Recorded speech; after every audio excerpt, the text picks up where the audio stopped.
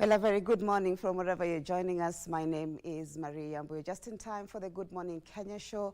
And my colleagues Vivian Degwa, Mike Migwin, together with DJ Unique, will be coming into the show later on after the news. But first things first, let's give you the highlights of what to expect in this particular bulletin, where former Kiambu Governor Ferdinand Waititu to be sentenced today after he was found guilty of embezzling $500 million. And National Assembly Speaker Moses Wetangula faces impeachment threats for overturning a High Court ruling that declared Azimio the majority party. Let's start with our first news there, where former Kiambu Governor Ferdinand Waititu and 3 co-accused will be sentenced today, that is Thursday, February 13th, 2025, for embezzling over 500 million shillings from the Kiambu County government while he served as governor. They were found guilty of defrauding the county through a road tender in 2018. The court cited the case as a classic example of conflict of interest, downplaying the theory of political witch hunt as displayed by Waititu's defense team. Wednesday at the Anti-Corruption Court, and it was a day of reckoning for former Kiambu County boss and co-accused over 500 million shillings road tender fraud case. Because of these aggravating factors,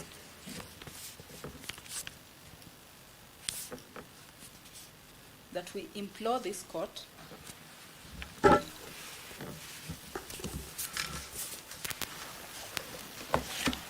to impose a harsh sentence against the accused persons.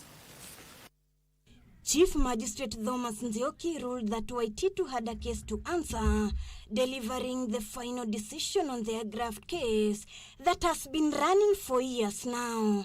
Count 3, first accused person and Sector 2, Estate Developers Limited, guilty. Count 4, first accused person and second accused person and Benvenio Delta Hotel, guilty.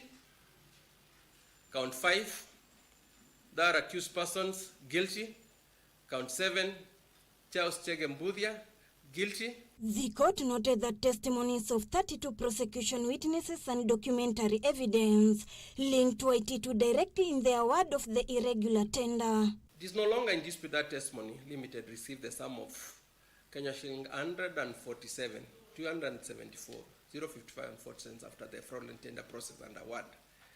The trial magistrate said the prosecution proved beyond any reasonable doubt that Waititu failed to adhere to the values of national governance and to safeguard public funds. Forging a recommendation letter purported written by China Wuji Company. The bid document, exhibit number 8, advertised by Kiambu County government for that road project tender, further required the prospective bidders to attach in their bid proof of works of similar magnitude. The court also found former roads official Lucas Wahinya, an accused in the case, guilty of disregarding every rule in the procurement law. During mitigations, the 4 pleaded for leniency, citing they were all first-time offenders. Their husband and wife, and that whatever sentence that is meted upon each or both of them, Your Honor, will have extremely deep ramifications, not only upon them, but also on the dependents, who are basically their children. They were charged back in July 2019 with fraud, conflict of interest, dealing with suspect property, and money laundering, among other offenses. Guilty as charged, with the prosecution citing that corruption has become a cancer menace in the country, calling for very harsh penalties for the convict. Babayao now pleads for leniency, citing that he is very remorseful, even as imprisonment awaits him tomorrow. Ruth Wamboi reporting from Milimani's Law Court. Thank you, Ruth Wamboi. Now, members of parliament allied to the Azimio coalition are threatening to table a motion to impeach National Assembly Speaker Moses Wetangula. This is after Wetangula declared the Kenya Kwanza coalition as the majority side in the National Assembly. Delivering his ruling on Wednesday afternoon, Wetangula said the Kenya Kwanza coalition has 165 members against Azimio's 154 members. Wetangula further termed the High Court ruling as a contradiction that has created unprecedented confusion in the proceedings of the House, a ruling he said will be appealed. Abdiaziz Hashim with the report. Order. I still have a little more to go. The Speaker of the National Assembly has now put to rest the debate on who is the majority coalition in the House. Honorable members, yesterday when all of you submitted, I kept quiet and listened. I implore you also to keep quiet and listen. It's a quid pro quo. To that effect, Wetangula declared Kenya Kwanza as the majority coalition and Azimio the minority side based on the registrar's records. The Kenya Kwanza Alliance consists of 165 members, computed by adding the membership of the United Democratic Alliance, the Amani National Congress. The perks of the leader of majority are similar to the perks of the leader of minority. These seats are nothing personal to anybody. Wetangula further termed the ruling by the High Court, which cited Azimio as the majority coalition, a contradiction that created unprecedented confusion in the proceedings of the House, witnessed Tuesday afternoon after the Azimio members occupied the seats of the majority side. A reading of the judgment reveals glaring factual and legal contradictions. I instructed that an appeal be lodged against the judgment forthwith. The Speaker downplaying calls by Azimio members to cede office to Deputy Speaker Gladys Bos-Cholei, citing that the court ruling was biased. The directive by the Speaker not going down well with the Azimio legislators, who are now calling for his impeachment.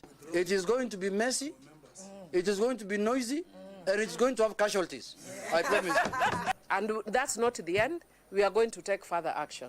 Because of that issue that has been raised here of separation of powers, when the court issues an order, that order or a ruling, that ruling has to be respected. What we have been engaged in, Honorable Speaker, from yesterday up to the drama that you witness now is a drama touching on leadership positions by leaders. So when you obey the law, sometimes you may step on somebody, sometimes you may not, but the law remains the law. And in the law we trust, in our constitution we trust. Minority Leader Junet Mohammed told the House that the MPs who are proposed to the House Business Committee will be withdrawn, a decision the Speaker overruled. And as Azimio, as we had indicated, this is not the end. We have withdrawn our members from the House Business Committee. And with or without the participation of the 4 members of the Azimio coalition, the House Business Committee would sit.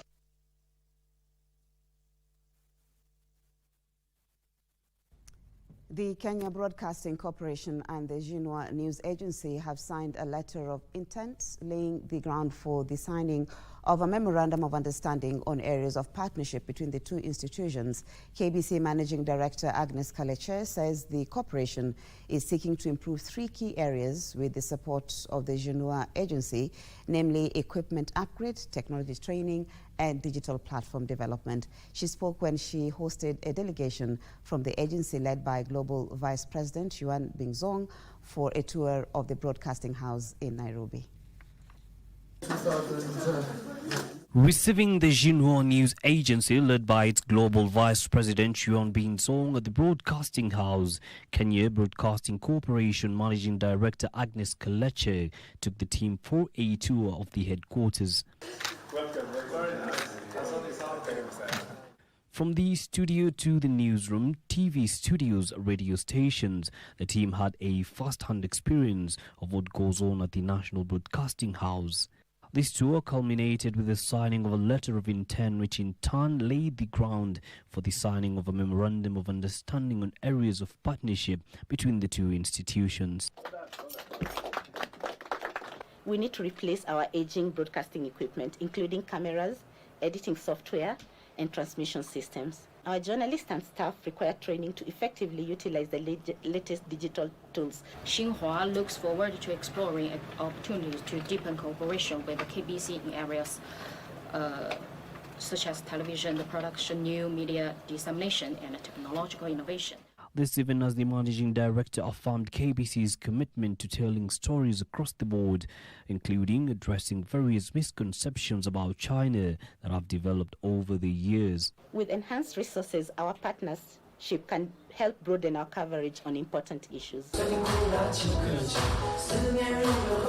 The delegation then proceeded to the Chinese embassy, where they were treated to a news photo exhibition, Lens of Jinhua, Images of the Century. The more we connect, the more we associate, the more we share.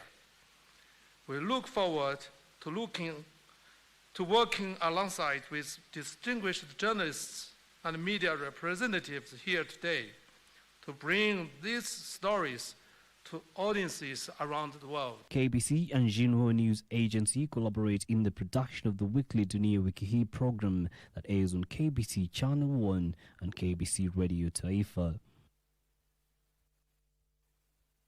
Mark the World Radio Week, the Kenya Broadcasting Corporation will soon launch a solar project to power community stations. KBC Managing Director Agnes Kaleche further says the national broadcaster is seeking partners to facilitate the broadcasting of real-time climate data. Frederick Parsayo reports.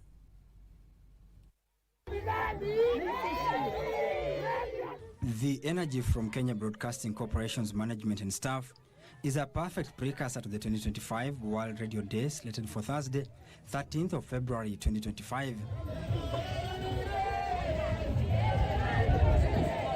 At KBC Broadcasting House in Nairobi, World Radio Week celebrations have been going on since Monday. The Managing Director Agnes Kaleche says the national broadcaster has grand plans for its more than 13 vernacular radio stations. We are launching a new solar project very soon, and we'll be able to power community stations, our community stations, with radio energy. With this year's theme being radio and climate change, she said KBC is seeking partnership to get real-time climate data.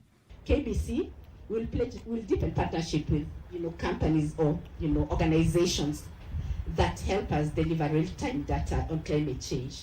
Let's harness its power to turn what if into what is.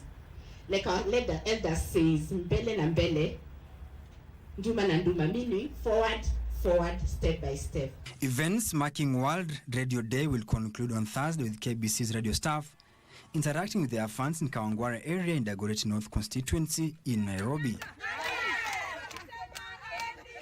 Parsai Frederick, Prime Edition.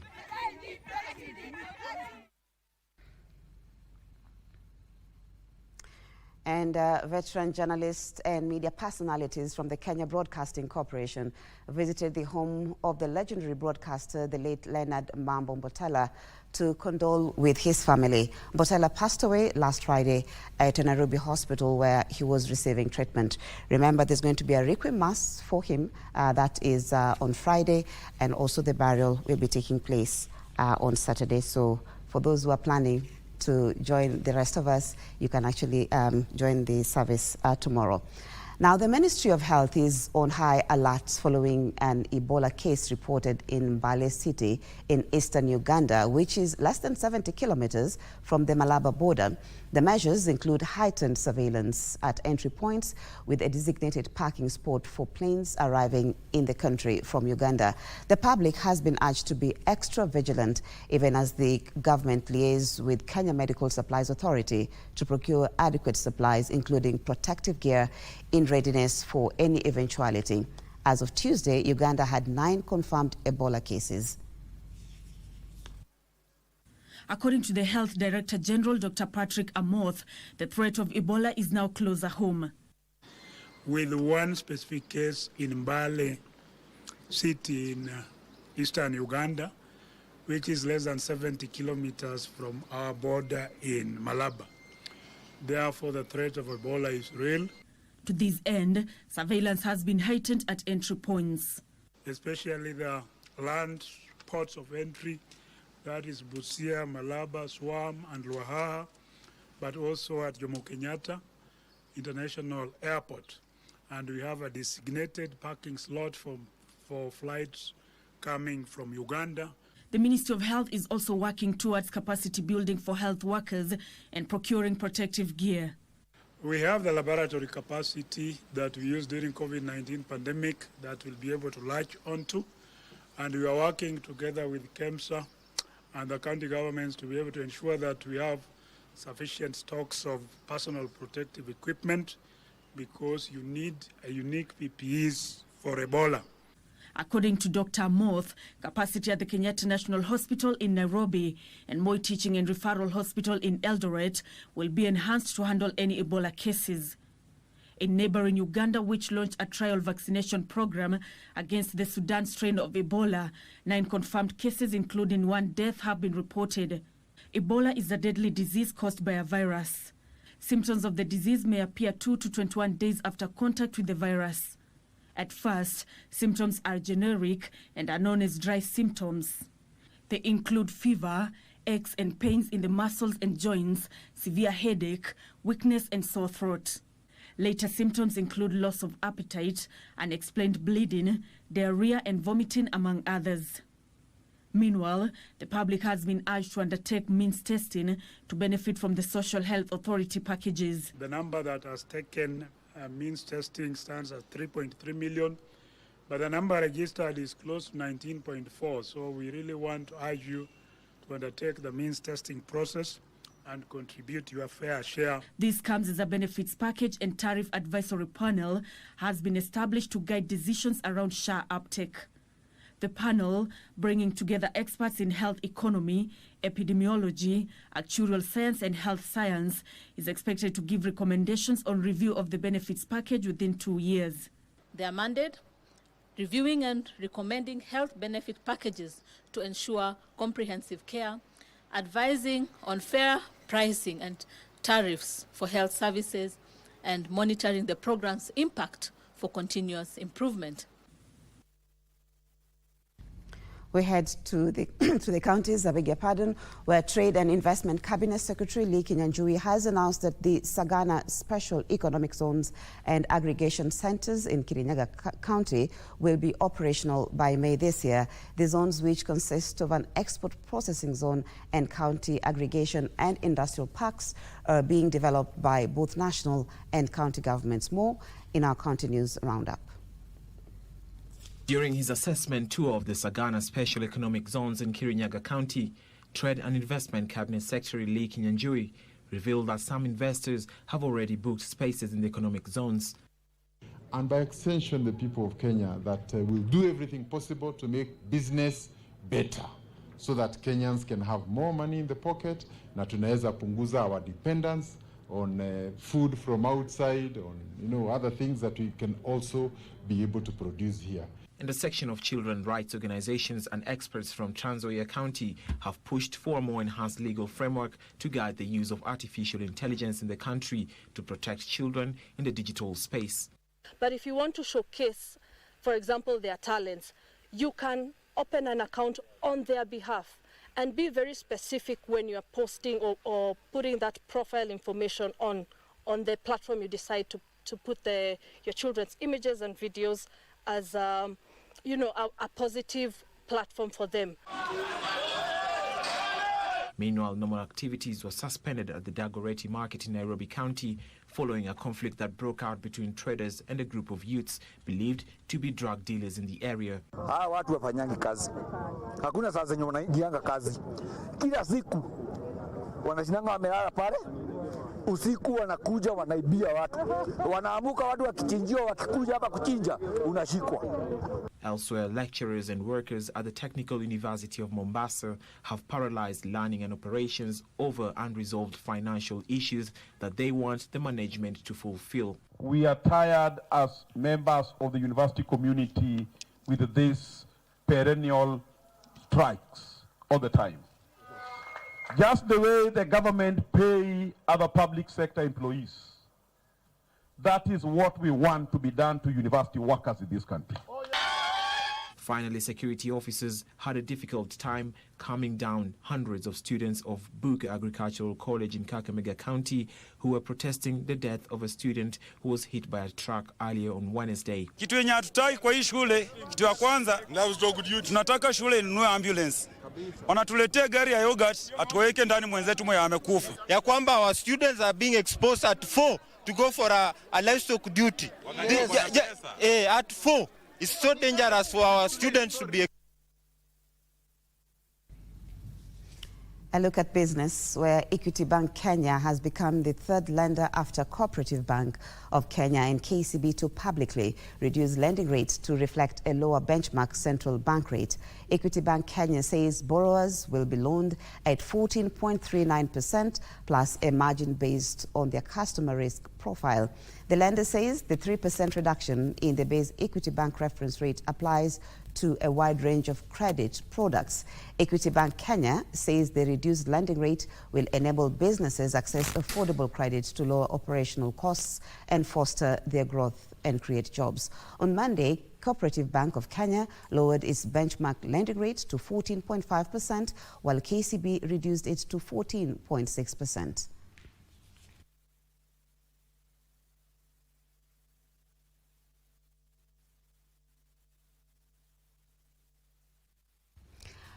A look at sports. The Kenya Under-20 men's soccer team, the Rising Stars, will know their opponents in the CAF Under-20 Africa Cup of Nations today when the final draw takes place in Cairo, Egypt. 5 separate posts will be used, with Kenya in the second pot with Ghana, DR Congo, Morocco, Sierra Leone, South Africa and Tanzania.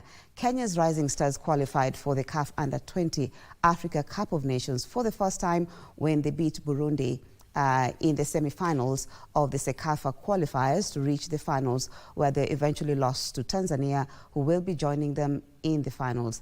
Other teams who qualified for the tournament include Egypt, Nigeria, Zambia, Senegal and host Cote d'Ivoire. The teams will be divided into 3 groups, with the host pre-assigned the first position in Group A, which will have 5 teams, while Nigeria, who finished third in 2023, will be positioned first in Group B, which will have 4 teams. Holders Senegal will be seeded first in Group C, which will also have 4 teams. The CAF Under-20 Africa Cup of Nations will be held in Cote d'Ivoire from the 26th of April to the 18th of May this year. The top 2 teams in each group will advance to the quarterfinals, along with 2 best third-place teams. The top 4 nations at the end of the tournament will qualify for the 2025 FIFA Under-20 World Cup, scheduled to kick off from September this year in Chile. Thank you so much for your time. That's where we bring the news to a close this morning. My name is Marie Yambo, and remember, today being Entertainment Thursday, my colleague Vivian Degwa, together with DJ Unique, will be taking you through that, and also Mike Megwe will be on standby to take you through the youth and governance segment.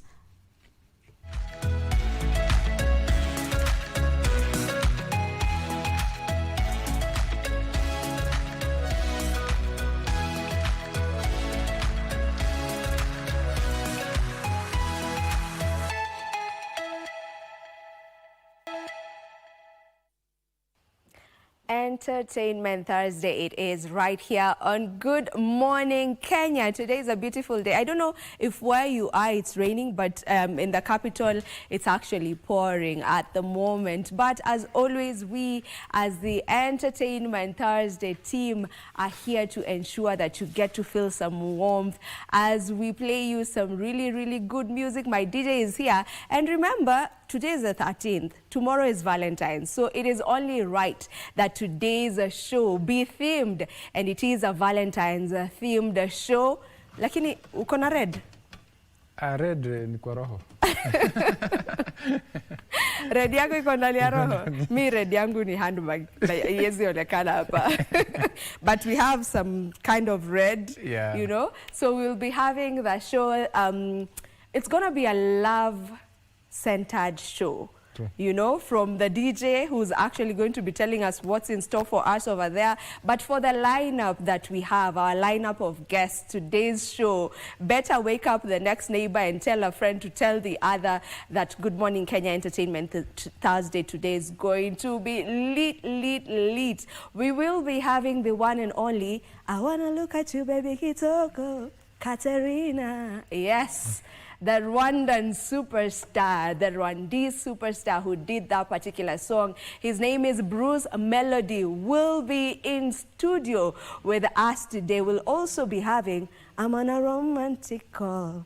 Baby, come on. Yes. Vijana Barubaru are also going to be here. And then we'll also have the Kenyan Jason Derulo. Savage. Derulo. Savage. Rav. Yeah. Savage Rav. Can somebody?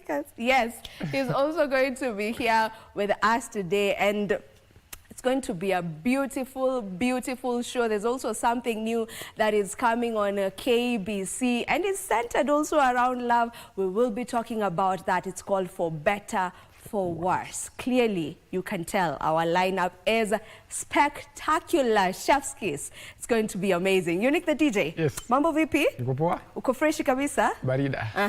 Yes. Now, what is in store for us today on the show Matters Music? Today on your screen today utakuwa mkiona tu ngoma tu za love tu yani. Yeah, like we want to spice up the relationship when you're in a relationship. We are just spicing up your relationship today. The music that you're going to play, even the interview that you're going to have today, itakuwa tu ina spice up your relationship yako. Na muendelee hivyo na hivyo na hivyo. We need to see you like that next year. What about yourself? Mimi niko sawa. Yeah. What do you think about Valentine's? The day? The day, like the day of Valentine's, I think it's a good day for those who love each other. But see, it's not really those who like wale wanapendana, but even the family. Yeah. You can come together as a family, as friends. You can come to celebrate this day. Yeah. It's a good day, yeah. Yeah, it's not just a romantic love kind of love day. I mean, for the girlies, we have Galentines. If you have your friends, you can just have a Galentines and you go. By the unajua, by the sisi watu tunajipanga. We have a name for Valentines ya wasichana tu, enye they're just going to have fun, you know, do something good, go for a picnic. So tunaita Galentines. Do you have a name ya men? Ama ni men's conference? Men conference tu. Niko sawa. Hatupendi kuwa complicated. Ni conference. Yes. Iko kesho? Iko kesho. Kunayo? Iko. Kunayo iko planned? Iko planned. Okay. There's men's conference. If you want to go for the men's conference, bora ukirudi ujue pali utakuwa, you know? Because for us, most ladies really take Valentine's very, very seriously. Now, I'm sure your playlist itakuwa na kina nani? Because when you talk about love songs, of course, Vijana Barubaru need to be there. Someone like Nadia Mukami. Nadia, true. Diamond Platnumz. Otile Brown. Otile Brown. Mbosso, yes. Who else does love songs sana? Sanaipei? Sanaipei Tande also. Yeah. Also Nameless. Oh, yeah, Nameless. Sings. Akina Zuchu. Yeah. Kena Nigeria, kina Ruga, they're doing very well in love songs. So set itakuwa na a lot of artists who are doing love songs. So today, and also, hii wiki imeisha, there's several artists who release albums. Oh yeah, by the way. I've been listening to the albums, those albums. There's an album ya Darasa. I released album last week. Inaitwa Take Away the Pain. That album is hot. I haven't listened to it. You need to go and listen to it. I need to go listen to it. There's a song wamefanya na Bien. Inaitwa Down For You. That song is amazing. Yeah. There's another one with DJ Melody, Jovial. Hiyo playlist ni ngori sana. There's another one pia with Bruce Melody pia kuna an album inaitwa Colorful Generation. Also pia kuna Vijana Barubaru wako na album. Waire has an album na ameficha Tipsy G. Very beautiful song. All right. We are very ready. We are very ready for Tuesday, but now we're very ready for Thursday. We are very ready, and I'm sure you will have an amazing time. I promise you for sure. Yes. Usipojibamba leo, makosa itakuwa yangu. Ni yako tu. Makosa ni yake. Ni yake, usipojibamba. Sawa.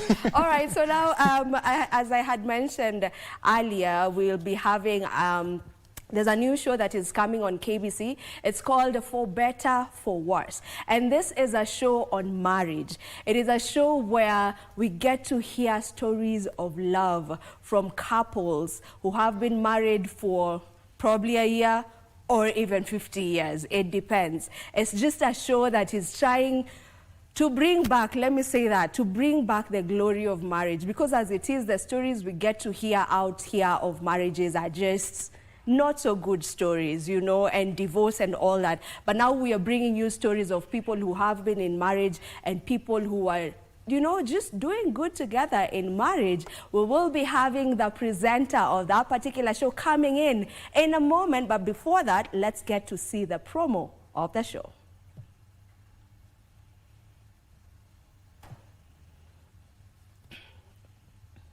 Karen.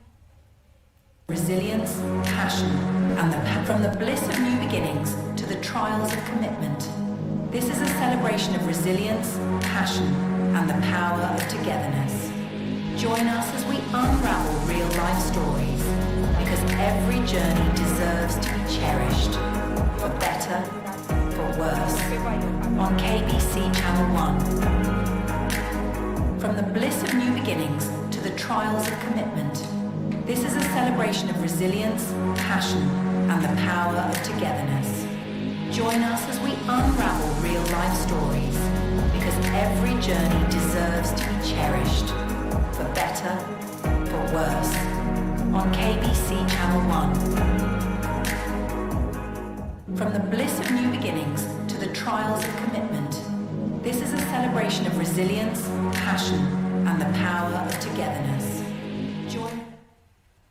Okay, and that's the promo of that particular show. And as you can already, and she's come in theme. Valentine is coming. Woko prepared. Just like Lisa, where's your boyfriend? How are you? Welcome to the show. Thank you so much. Yeah. I'm very glad to be here. Kindly introduce yourself to the people. So my name is Karen Ndumia, and as it has been introduced, we are bringing to you a very beautiful show called For Better, For Us, which will be coming to you every Sunday from 8 p.m. This means you're always gonna be home with your family, and that's what we want to do, just inspire generations within a family to desire to start a family, to desire marriage, and just know it's gonna work. Yeah. All right, let's get into that show. It's called For Better, For Worse. First of all, that name already has it. Yes. For better, for worse, because that's how it's supposed to be. That's how marriages are meant to be. Yeah. Just tell me about, you know, how it has been for you. You know, how that process has been for you. By the process, I mean just you getting to speak, because you've already done several, you know. Yeah. It's just that it's not been shown, but it's there already. Yeah. Just how that process has been like for you. I'd say it's been interesting, because with different couples you get to learn different things from them, and we have experiences from people who've been married, let's say, from 2 years.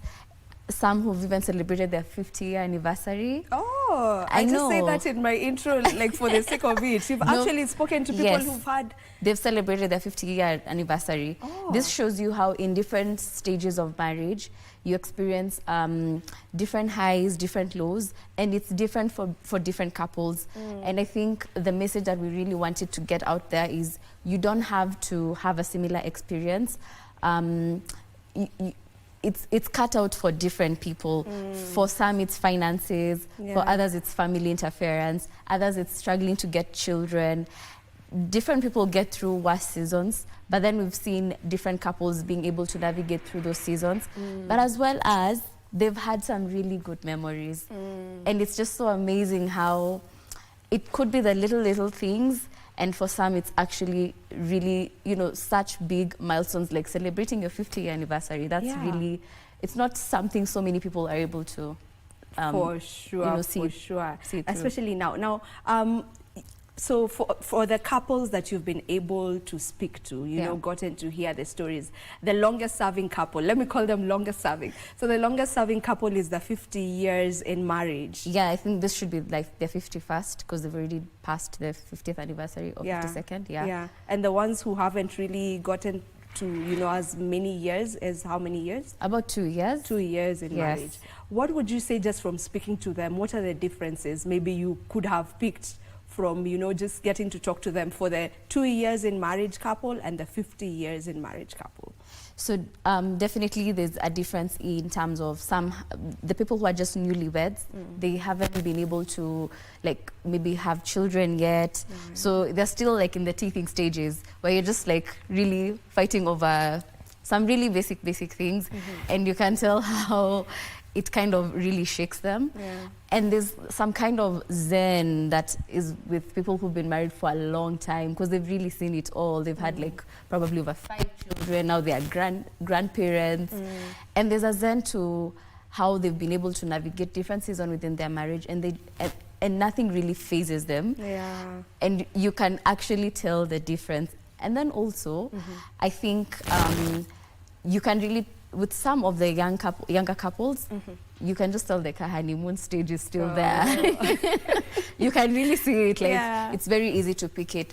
But one thing I think I have stuck in my mind is for the couple that we've been able to interview, for the ones that have already done their 50th anniversary,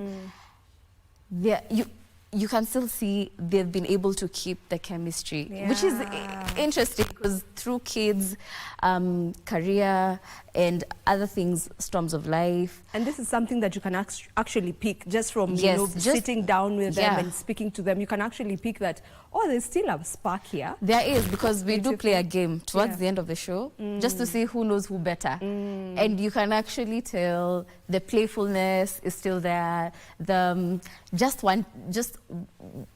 The cues, like just seeing how they want to still take care of each other. And it's really, really adorable. And I mean, it cuts across people from across all ages.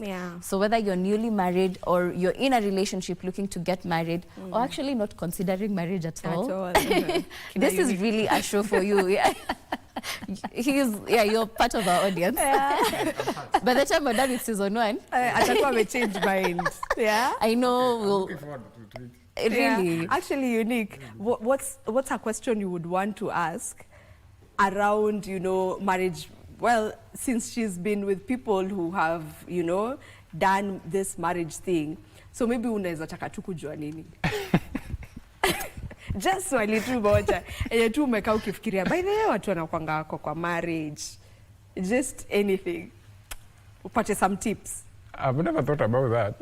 You've never thought about it? No, but unajua, there's some, unajua, of course lazima ukuwa tuna swali, because unaweza pata like there's so many people, unapata msichana kuambia amekuwa kwa marriage, like you said, like 50 years, like hiyo journey man, 50 years, like kukaa na mtu mjai mjuani, you are not related, but what ni nini na keep on like moving on to that long in a relationship. Moso kuna kwanga na issue wamekosana, kuna issues nini. Kuna wengine wakikosana ni hivyo relationship imeenda. But for this one of course you 50 years wamekosana, wamefanya everything may happen. Lakini they are still together. Nini, what is that? Wanatumia nini pia si watu pia tutumie. See, is that a question you've asked and gotten an answer to? Yeah, and this is why everybody needs to come on Sunday 8 p.m. and get the answers to this question. Every Sunday, we just don't know which day you're going to get that answer. So every Sunday, I see what you're doing there. Look forward to know what. So that's look forward to know how have they been able to weather every storm in their marriage, because really there are better times and there are really worse like rock bottom moments in marriage. And people to be able to be encouraged that even when you hit a storm, it's not the time to jump ship. It's to actually realize it's a moment that brings you both together, to know each other better and to bring in your strengths. So, you know, you're able to know, okay, I'm able to pull in this way, and you can pull in another way. And at the end of that storm, you're able to realize it bonds you better. And it's not supposed to tear you guys apart. You know, there's this song, I'll just, you know, sing a line of it. You know, it says, baby, sometimes love just ain't enough. I don't know if you've heard the song. You know, just that there's that line. Sometimes love is just not enough to make a relationship or a marriage, you know, weather the storms or have that longevity. Probably just from speaking to them, you can just give us this secret. Tuambie to watch, tutawatch bado, lakini tuambie tu. Just from speaking to them, like wamesema, like what makes a marriage stand firm without them deciding, oh, peace out, it's been enough, next. You know, just what makes people live together, you know, as a couple, aside from love, because, you know, that thing, I don't remember the name of the singer, but I'll say my love is not enough. It's not just enough. Yeah. Right, and I do agree. Sometimes you don't stay, love is just not enough in some moments. And I may say here are the 5 tips, but I'll give you 2. It's okay. Obviously, there could be more, but I'd say 2 things that have probably stood out for me is number 1, both of you putting in mind that you both want it to work. It's not enough only for one person to want it to work. Both of you have got to want it to work, you know, through and through, right? Both of you have got to put your head in the game and have focus on one goal and realize we are not competing. We are complementing each other so that we're able to realize the same goals. The second thing is actually commitment.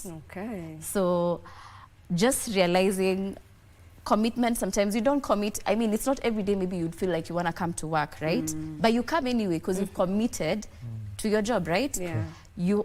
And you love your job, but it's not that the days you wake up and you feel like, oh God, I have to go to work. It's not that you don't love your job anymore, but what makes you wake up, prepare for the show and come and do and give it the best is a commitment. Okay. Yes. Those 2 are enough. Those 2 are enough. And the rest, you need to be able to watch the show for you to get to, you know, get all of these tips.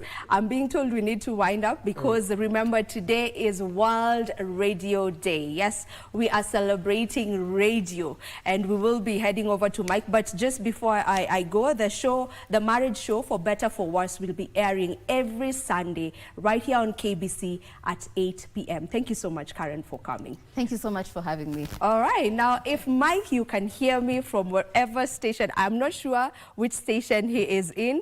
You know, in KBC, we have many, many radio stations. So, Mike, wherever you are, how are you and who are you with? What are you talking to us about today matters World Radio Day?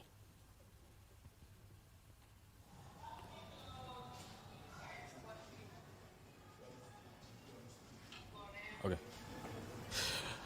All right. I'm coming to you live from this other side of the broadcasting house.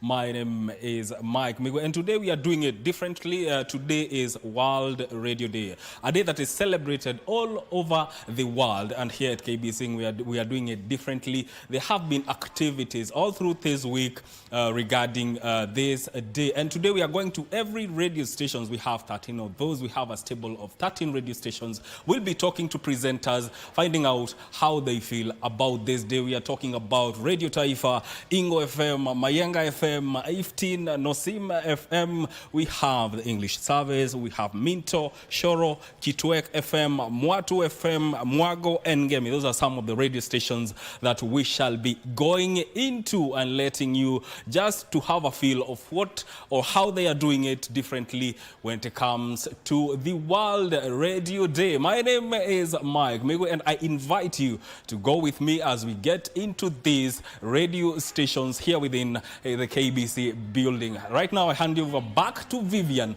as we head to the English service and get a feel of what they know or how they celebrate this day today. Stay with us. All right, absolutely, Mike. We will be staying with you. Yes. We are waiting to just get to hear the stories from the radio side. As you've heard, we have 13 radio stations in KBC. And those are many, by the way, 13 of them. Now, we're celebrating World Radio Day, and it's normally celebrated every 13th day of February. By the way, Unique, I don't know if you know this, but I started out my journalism career as a radio presenter. Oh. Yeah? I'm sure that's a fact you didn't know. I didn't know that. Yeah? Fun now facts. Yeah, I started off as a radio presenter. I was a radio presenter for ECN Radio. It's a school radio station. And yeah, one thing I would say is that radio is really fun. Yeah. And then you don't really need to care about how you look. You just show up, your voice will have to do the talking, literally, you know? So radio is beautiful. Have you ever played? Yeah, I've played in several radios. The fun about the radio is that we're about the look. The voice and the work that you're doing is the one that speaks outside there for those people who are listening. That's the fun about the radio. Yeah, radio is really fun, especially because I was doing radio as so my show had entertainment, yes, but it was also a morning show, so there was the reading of newspapers and all. But that bit ya time ya entertainment, the thing about radio is umeweka ngoma, yes, umeacha ikicheza, wewe umebaki huko umeenjoy, you know, you dance. There are no cameras looking at you ati utaki waone una dancing aje. So it's it's usually so fun. So yeah, I am appreciating radio because it also got me into this journey. It got me to where I am right now. Actually, kama singekuwa nimepitia radio, I doubt if I would be here, because the confidence I had coming for an audition here, you know, before I was picked, it's because I had done radio. So I had this kind of confidence kidogo, knowing I can do this thing, you know. So I absolutely love radio. I say radio is my first love. I usually say that. So nitafikiria, nitaongea na bosses nione kama kwa hizo 13 kuna mali wanaweza kunifinya kidogo tu. Nikuwa hata nasalimia watu huko, you know. It's a good thing. Yeah, it is a good thing. Now this is Entertainment Thursday right here on Good Morning Kenya. As you can already tell from how we've started the show, we've started it on a high. It is going to be a packed show. It is going to be a beautiful show. It is going to be a show where we hope that by the time we're finishing, love will be in the air. Whether uko na mtu, whether una mtu, love generally ikuwe tu in the air, not just for the romantic kind of love, but the love you have for the people that you call your people, whether your family, whether your family, whether your friends, whether your colleagues, just, yeah. Let's take a musical break kidogo and then we come back. Our radio station, and right now we are in Mwatu FM. That is Ngoyo ya Mautanu. That is their slogan. We are here with presenters here, and they are just going to give us a feel of what they think of what World Radio Day is. And as you can see, they are still on air and going on with their work. Something you are twisting and whatever.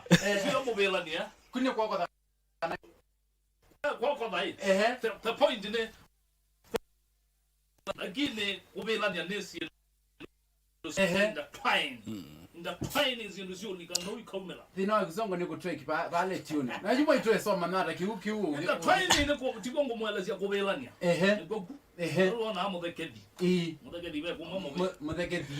Sasa naomba kuwakati short because nasikia tu mnaongea ni lugha hiyo ni Kikamba.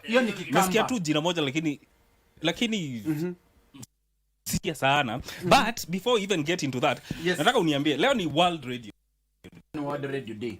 What is its importance? Nataka niongee Kikamba ama nataka na tuna address kila lugha ya taifa, Kizungu kiweza. Hata Kikamba. Kikamba unajua taifa siku hizi. Okay, World Radio Day ni ile siku tunasherekea na tunakumbuka mambo ya radio. And this year the theme of World Radio Day is radio and climate change. Everybody knows that climate change has brought a lot of issues in our world, and everybody's talking about it. For instance, in our region, we usually have rain season. Nowadays, we have only one. We are experiencing even the rains on January, and in our area, January is a drought month where we do our harvesting. Our ndengu is being harvested on January and February. This time round, February, there is rains. But here, we, the Kambas, we get our rains on October. Last time we got the rains on December. So this always affecting us.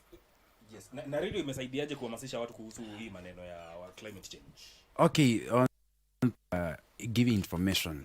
Radio is always on forefront on giving information, telling people, because we are working closely with the people from weather, we tell them the rains will come on these days. If there is drought, we tell them in advance. They prepare for all calamities which are going to happen. That's why radio is always there and will remain being there. Let me engage your colleague here. What do you enjoy most about being on radio? Being on radio, one is I'm mad every day. And it is something, so it is about passion. So when I come here and I speak, and I know people out there are hearing me, that is what gives me the energy doing that. Na nini unaweza ambia wasikilizaji na watazamaji sasa hivi wanaokutazama kuhusu our listeners and our viewers is climate change is real, and we have to be in the forefront to fight climate change, because if we destroy our environment, the future generation will judge. They will be asking themselves, what did our parents do? What did they, what effort did they put to ensure that we do not, or they don't destroy the environment? Because when you destroy an environment, that means in the future, if there's no life, then the earth will be just an empty vessel. Yes. Yes. I only have one request. There's a song I hear in Kikamba. It's called Mutingwangwa. Inamaanisha nini, by the way? Mutingwangwa ni the Kamba traditional dance. The Kamba traditional. Yes. The Kilume. Wangwa is shaking the upper part of your body, the shoulders. Mutingwangwa, doing like this. Now that is Mutingwangwa. Yes. No, that is my request to you. Iyo budicheze. Yes. Mutingwangwa. And of course, we'll be coming to you live from other radio stations. This is Mwatu FM, which is we have just started with. But you can't have a radio without entertainment. We are just to entertain you a bit. We are just to entertain you a bit with our song. Yes. Songo. Simama sasa tufanye hii. Kidogo tu. Shake your leggy, bro. Shake your leggy, bro. As Kamba, we usually start with the climax. As Kamba, we usually start with the climax. This is it. Aya. Ende mweni, undane ya chao mama.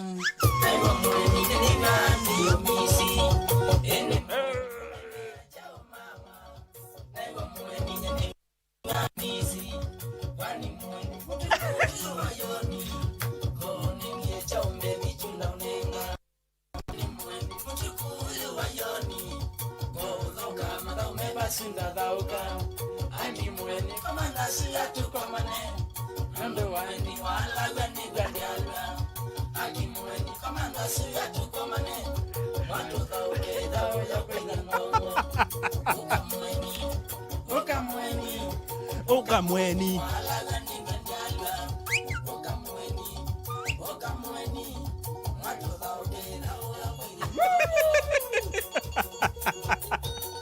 That is the fun that the people or the presenters have right here in studio. This is the kind of energy we are going to maintain throughout this program. I want to hand you over to Vivian right now as we head over to another radio station. But before we go, sisi hapa ni kamukateko.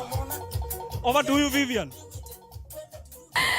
Now that is what I was talking about when I tell you that guys on the radio side usually have the most fun. They have more fun than we do on TV because they really have fun. Alafu umeona, yani Mike ulienda huko kuniaibisha. Una whistle. Mike is just, you know I can't whistle. Can you whistle? Oh, I cannot whistle. So nasikia tu I don't know. Kwani like songs za Kikamba lazima mtu wa whistle. Most of the people ukidance lazima whistle. Una whistle? I don't know how. Hakutupatia kamugu. Kale kaka kita. Eh.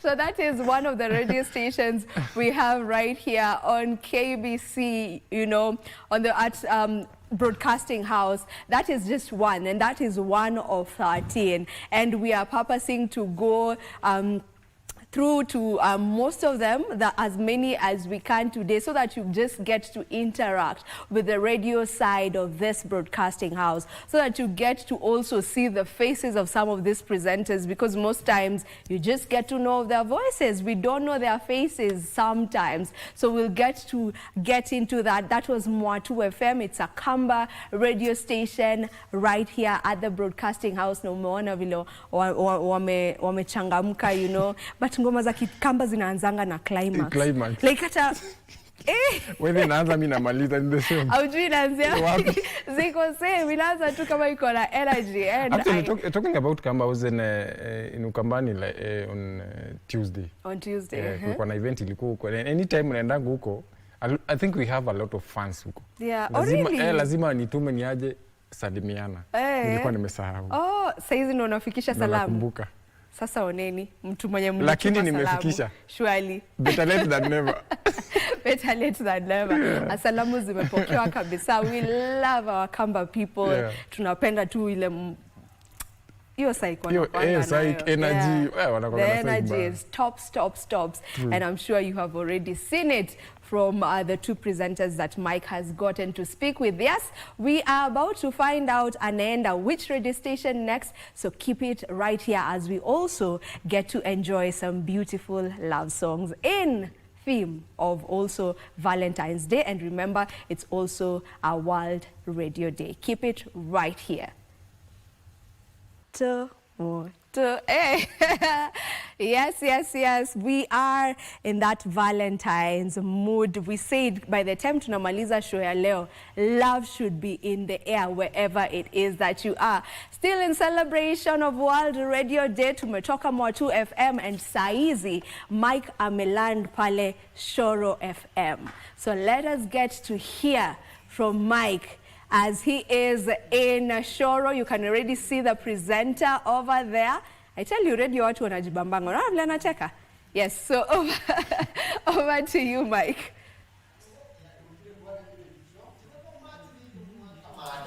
Nani getu pizza karugo na maundu maria mothe magithie na mbere magagĩkorwo tũkĩrwanĩrĩte naguo ũkĩagĩrĩire na mũthenya wa mũthenya wa kĩmenya nĩ mũthenya wa mwanya mũno tũgĩkũngũĩra gĩkĩ gĩrakwarĩria na gĩkĩ gĩrakwarĩria nĩ kĩĩ nĩ radio na radio ĩno rĩ niĩ ĩkoragwo ĩgĩtũkinyanĩria maũndũ mothe na nĩkĩo mũthenya wa ũmũthĩ tũtigĩ studio no tũtũraga kũmenya amwe arĩa manakorwo mbere itũ tondũ ngwĩrenda ũngĩaga gũtambũra arĩa marĩ mbere yaku gũtirĩ hĩndĩ ũkagacĩra no tũrĩa wonaga andũ arĩa othe makoragwo makĩruma thamaki ndirĩ magatuĩka thamaki na nĩgũkoragwo mũkũrũ na yagonie mũruna tũkĩreke twambe tũgĩũke harĩ ũyũ mũkũrũ witũ karibu sana ũkĩra gũthikĩrĩria marĩtwa maku nĩweka ũkĩre harĩ kai ũyũ akane athiganĩrwo na rĩndio maũndũ mastudio kana mũgũri ndiganĩirwo ndĩ ũguo wĩ mwega gũthikĩrĩria ndĩrĩ na kũgeithia mũthikĩrĩria witũ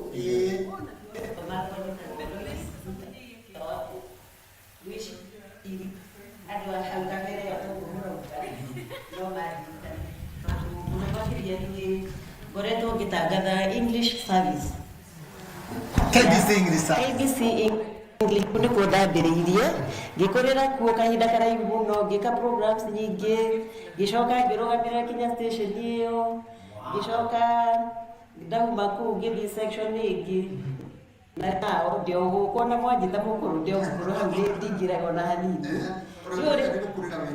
ngũrĩire wĩra-inĩ ndambĩrĩrie ndĩ kairĩtu kanini kuma kĩa MC mĩaka ĩyo ya tene ngwĩciria hĩndĩ ĩyo karũgũ nĩ hĩndĩ ĩyo mwahũragwo nĩ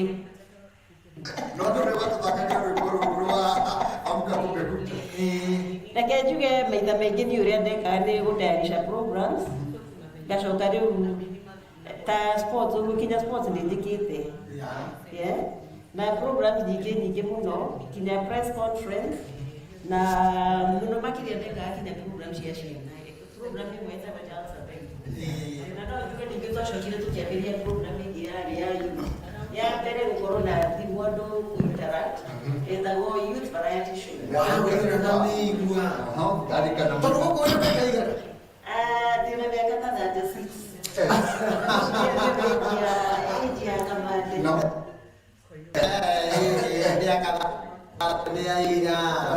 Yes, toke tumuthikiriria kuingira thini wa KBC channel 1 tulikuwa live muthenya tulikoragwo tukimarora me hamwe makiri mothe. KBC channel 1 no kimenya niwe maitu wito, radio niwe ngire koragwo ithuĩ tukoragwo twina maitu umwe KBC channel 1 na baba eri KBC Radio Taifa na KBC English Service kogwe gakorwo hamwe. Welcome to KBC Channel 1. Karibu sana. Asante sana. My name is Mike Migwe. No more the twagiariria World Radio Day. Nimechapa Kikuyu kidogo hapo. Wow. We are on TV. Today is entertainment differently because this is World Radio Day. What is the importance of this day? Muthenya uyu no wa mwanya muno na ukoretwo wa mwanya that radio wide variety of people and reaches more people than any other platform. Hence, when we are celebrating this radio, we are celebrating the family, we are celebrating the society, and we are celebrating the world and especially of Kenya. Because radio is us and us, we are radio. Yes. Now, let me come to you. Yes. The theme of today's World Radio Day is radio and climate change. Yes. So timely and important. You reaches even the remotest part of the country, the far-flung districts where there is no internet and all those other things, the other social media that can't reach areas. So it's very important in informing people about how climate is affecting their lives. Okay, nataka uangalie kwa ile kamera. Yes. Waambie mtazamaji, what's the best in radio? The best part of working in the radio is very easy because one, we are not seeing the program because I'm used to mic. Yes. Yeah. Then and if it's a passion. If you're working in radio, it's passion, and people feel if you go somewhere, people recognizes you. Yeah. Working in radio. Yes. Acha nikuulize swali moja ya mwisho.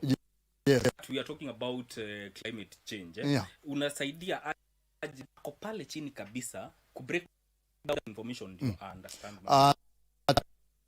Climate is affected maybe by telling them to plant, to conserve the environment, and it will be okay.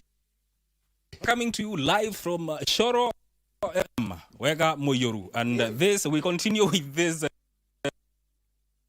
We have a lot, many of them, and we are going on every radio to get a feel of how they are celebrating the World Radio Day. My name is, I hand you over back to Vivian Degwa to continue with the program as I head over to another radio station because we have lots of those. Wow. Thank you.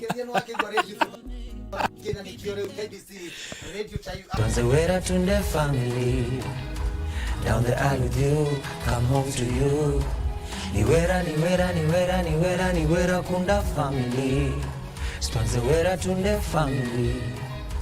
Down the aisle with you, come home to you. Kama kukupenda dhambi, my soul is a dark night. To leave a permanent mark, endless bloodline. Love at first sight, sacred soul tie. Talk to me with your eyes, nitajua Kenya unadai. Nimekuona ukiwa thirsty, hungry, nasty. Yangu kirasmi na kujengea makao kabla nipate mazao, jipange na hiyo tao.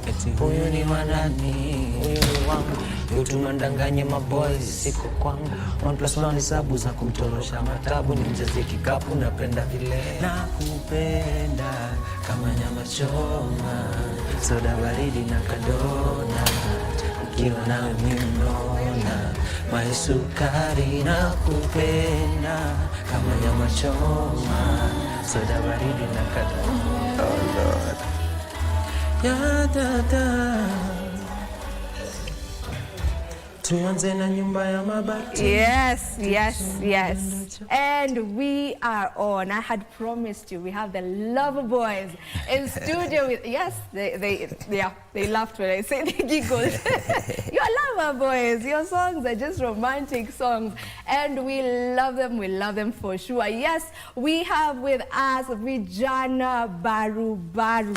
For the very first time on Good Morning Kenya, they are here and they've not just come hivyo tu. They've come with something new for us. They've come with a gift for us. Najua wanatupenda. Hata kama wajaniambia mimi najua. Wanatupenda kabisa because they've gotten us a gift, and the gift is their EP. It's called Nairobi in Love, and we will be talking about all that and then some. But before we get to that, let us get to know them individually. Najua wengine wenu hata maybe amjui huyu anaitwa nani, huyu anaitwa nani. So let's get into it. How are you? Good, how are you? Can you tell I'm excited? Yes, very. Mnajua mimi ni fan? Bye. Let us begin with you. Introduce yourself to the people. Hey, Wagan, I go by the name Mwana. I'm the rapper and also a songwriter at Vijana Barubaru. Yes, hello. I go by the name Tuku Kantu, singer, songwriter, Vijana Barubaru. Yeah. That's what's up. All right, so that is Mwana and Tuku Kantu, and together they form the dynamic duo, Vijana Barubaru. Now, Vijana Barubaru, just to get, for someone who's maybe seeing you for the first time, I don't know, wanaweza kuwa walikuwa under the rock, but there has to be maybe someone who's just seeing you maybe for the very first time. Just to get to understand who exactly Vijana Barubaru are, where the journey in music began, how you guys came together to form the group. Tell us a bit about that. Vijana Barubaru is a group of 2 people. We started way back, I think it's now 9 years. Yeah, almost 9 years now. 9 years back, tulipatananga Calro. There was some audition. I came with a partner of mine, he came with a partner of his. That is where we first met. And that audition didn't materialize because we were promised a video and an audio if we won. But that didn't work out. But they had me sing. You know, nilikuwa naandika ngoma za Kizungu. I had them sing, walikuwa naandika ngoma za Kiswahili, and it was just, you know, interesting for each of us, you know, to see the prowess of the other in this, you know, different languages. Upon conversing, tukarealize tunatoka the same area. Si wote ni wa Huruma, Mathare. So tukaanza ku hang out more, tukaanza kuandika more. The other guys left, kabaki wawili, and thanks to DJ Pinye, he, you know, aliweka hiyo idea hapo katikati akasema simko tu group. Balani manage wasanii wawili. Mko tu group. And that's how Vijana Barubaru, Vijana Barubaru. That's how Vijana Barubaru came to be. Now, Vijana Barubaru, the first song I ever heard of you, that's the first song. I heard it and I was like, wow, this is a beautiful song. How come I've never heard of, you know, these guys? Was Urembo ni Bonus. Yeah, it's a classic. Yeah, let's talk a bit. Okay, could you just touch on it kidogo from tomorrow? Maybe ajui ni gani hiyo, yeah. Urembo ni Bonus is the first song we ever released as a group. Okay, nilikuwa nataka muimbe kidogo, but okay. Actually, we'll sing kidogo. So yeah, like I'm saying, Vijana ndo, hiyo ndo ilikuwa song ya kwanza tulilaunchiwa nayo. Hiyo time tulikuwa tuna work closely sana na Dreams to Beat. Yenye ilikuwa ni project ya Pinye. So Pinye really wanted us to have like songs back to back. And after months of fighting, because every song tulikuwa tunampatia na reject. Tunamtumia tu song anasema iko chini bado, haitachezwa kwa radio. Hii hata ina hiyo substance nini and all that. But when we, I think tuliandikanga tu Urembo ni Bonus because ilikuwa inspired na dem best yetu. Alikuwa model and then alikuwa ananyimwa a lot of gigs because alikuwa na condition ya skin acne. So most of the time alikuwa ana jam tu, ako frustrated, ako kwani mbona watu wana select beauty and all that. So we wrote Urembo ni Bonus to just to tell her ajue like what the world perceives as beauty doesn't necessarily have to define their definition of beauty. So tukaambia tu wewe ni wewe, all about you is amazing, the beauty is just a bonus and it's how you see it. So hivyo ndo tuliandikanga Urembo ni Bonus. It is a very deep song. Tukuta tuimbia kidogo tu, just touch on it. Najua tujalipa performance. Iba tu kiasi. So, if your beauty ever fades, I will love you the same. Urembo ni Bonus. Urembo ni Bonus. If your beauty ever fades, I will love you the same. Urembo ni Bonus. Urembo ni Bonus. Urembo ni Bonus. For those who've never listened to that song, please make sure you just go find it. Iko YouTube. YouTube. Not on our channel though, but just search Vijana Barubaru. Vijana Barubaru, Urembo ni Bonus. Just go listen to the whole song. It's a beautiful, beautiful song. I promise you, it will not disappoint you. So now, Vijana Barubaru, Yeah. which song would you say now got you to people's eyes, to people's ears? Kabisa, kabisa. Now this one has cemented our place in the game. That one. Yeah. That's the song. Did you know, like when you were writing that particular song? No. We were. This is how that song came to be. We had a very heart-to-heart moment.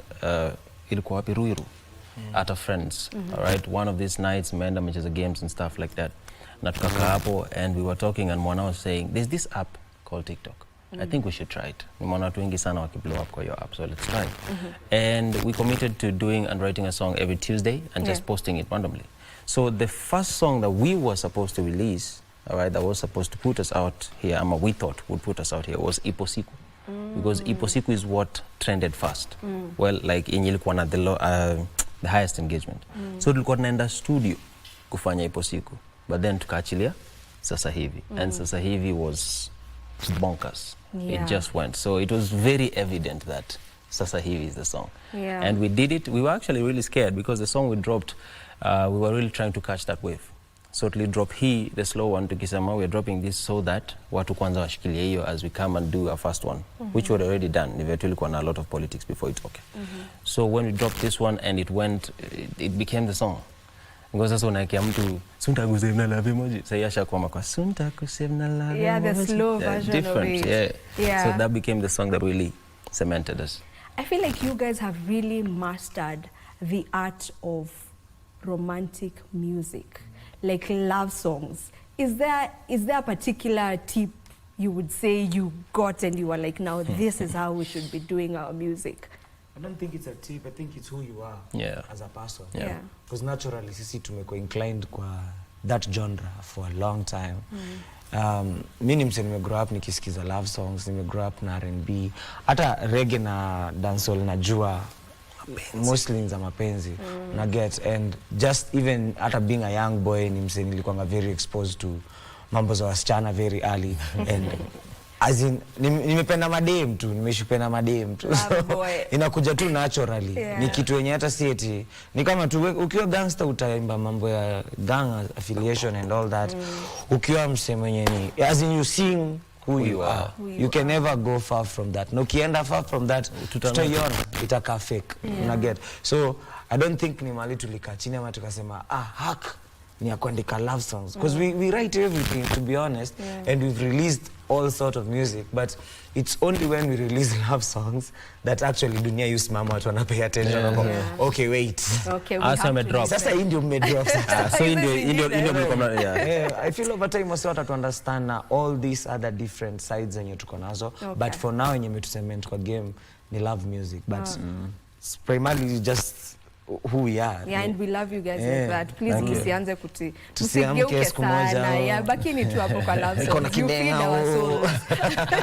You feed our souls for sure. Now let's get into the gift that you have for Kenyans and Africa in general, you know, and you've dropped it just around the time that it needed to be dropped, you know, around this love season, Valentine's. It's called Nairobi in Love. It's your EP. It's an 8-track EP. Talk to me about the EP.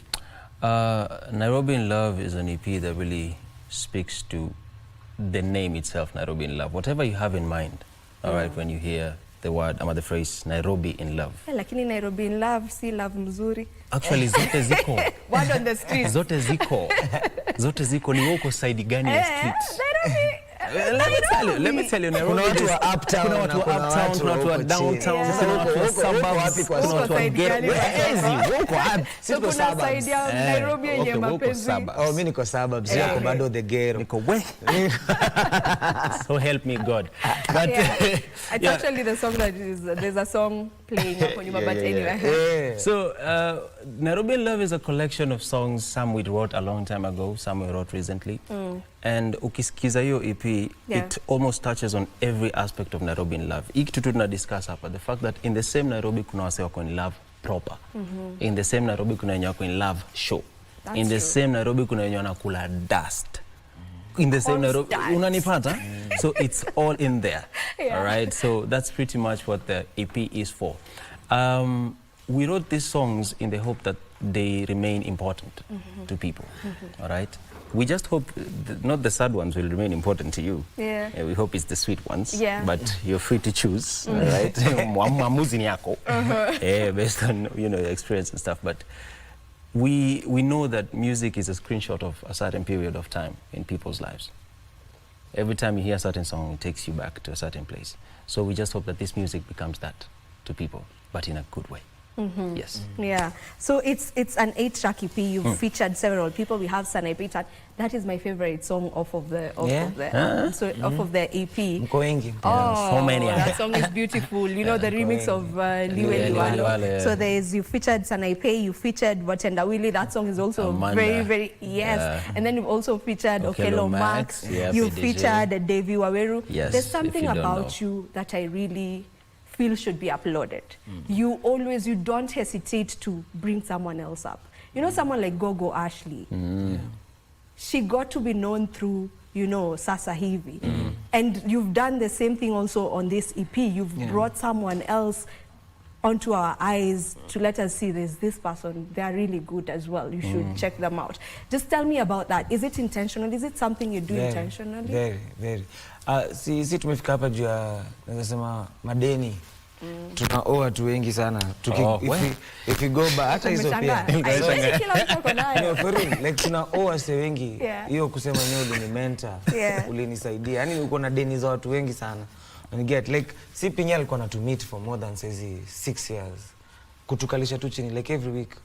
Ataki sijui nini, we just meet and anatuongelesha tu. Every week. Huyu mzee alikuwa na mwagaturo yake. Nashindu mtu anaongea kasi sana. Ana mwagaturo yake, you know. And over time mara kwanza ilikuwa inakanga beat too much because hujazoea. And then unapatiwa so much information at the same time unakuwa so confused. But after umeanza kuinternalize unaanza kurealize msana anijenga, you know. So growing pia sisi kaanza tu kutuingia naturally. Iko tu ile yenye tunataka pia sisi kitu kayo. Tunataka sana kusaidia mtu mwingine ikuwe rahisi kwake. Not even necessarily to the place yenye ukuwe superstar or anything, but just ile tu understanding ya music. Ile tu get kusema tuli cross paths na wase na wakuniacha gizani. Unaona? So hiyo ndio kitu si utubamba. And even hata kumit na Ashley kwa planned, haikuwa ati ni kitu sijui nini. Aliimba tu cover ya sasa hivi on TikTok. And then we were like, oh, this is so nice. Tukamuita, tukamwandikia verse. We wrote 2 great songs with her. Both of them ni number 1s kwetu and pen number 1s kwake. So and we are also planning to release a whole EP ya music yake peke yake. Oh, nice. Yeah, actually March ndo tunaanza. Yeah, we're dropping the first song. We're dropping our first single. And now you see like even akina Davy Waweru pia last year tuliwa kina mse kama Shad Mziki. Shad is right now, you know. Now he's amekuja ka blow up, you know. So I feel like it's just a matter of to identify talent na kudo your part. Like if there's something you can contribute, ainyang'anyi kitu yote kwa shine yako. For sure. A candle does not lose its light. It's light by lighting another candle. So it's something very commendable. Unique na Juko na swali.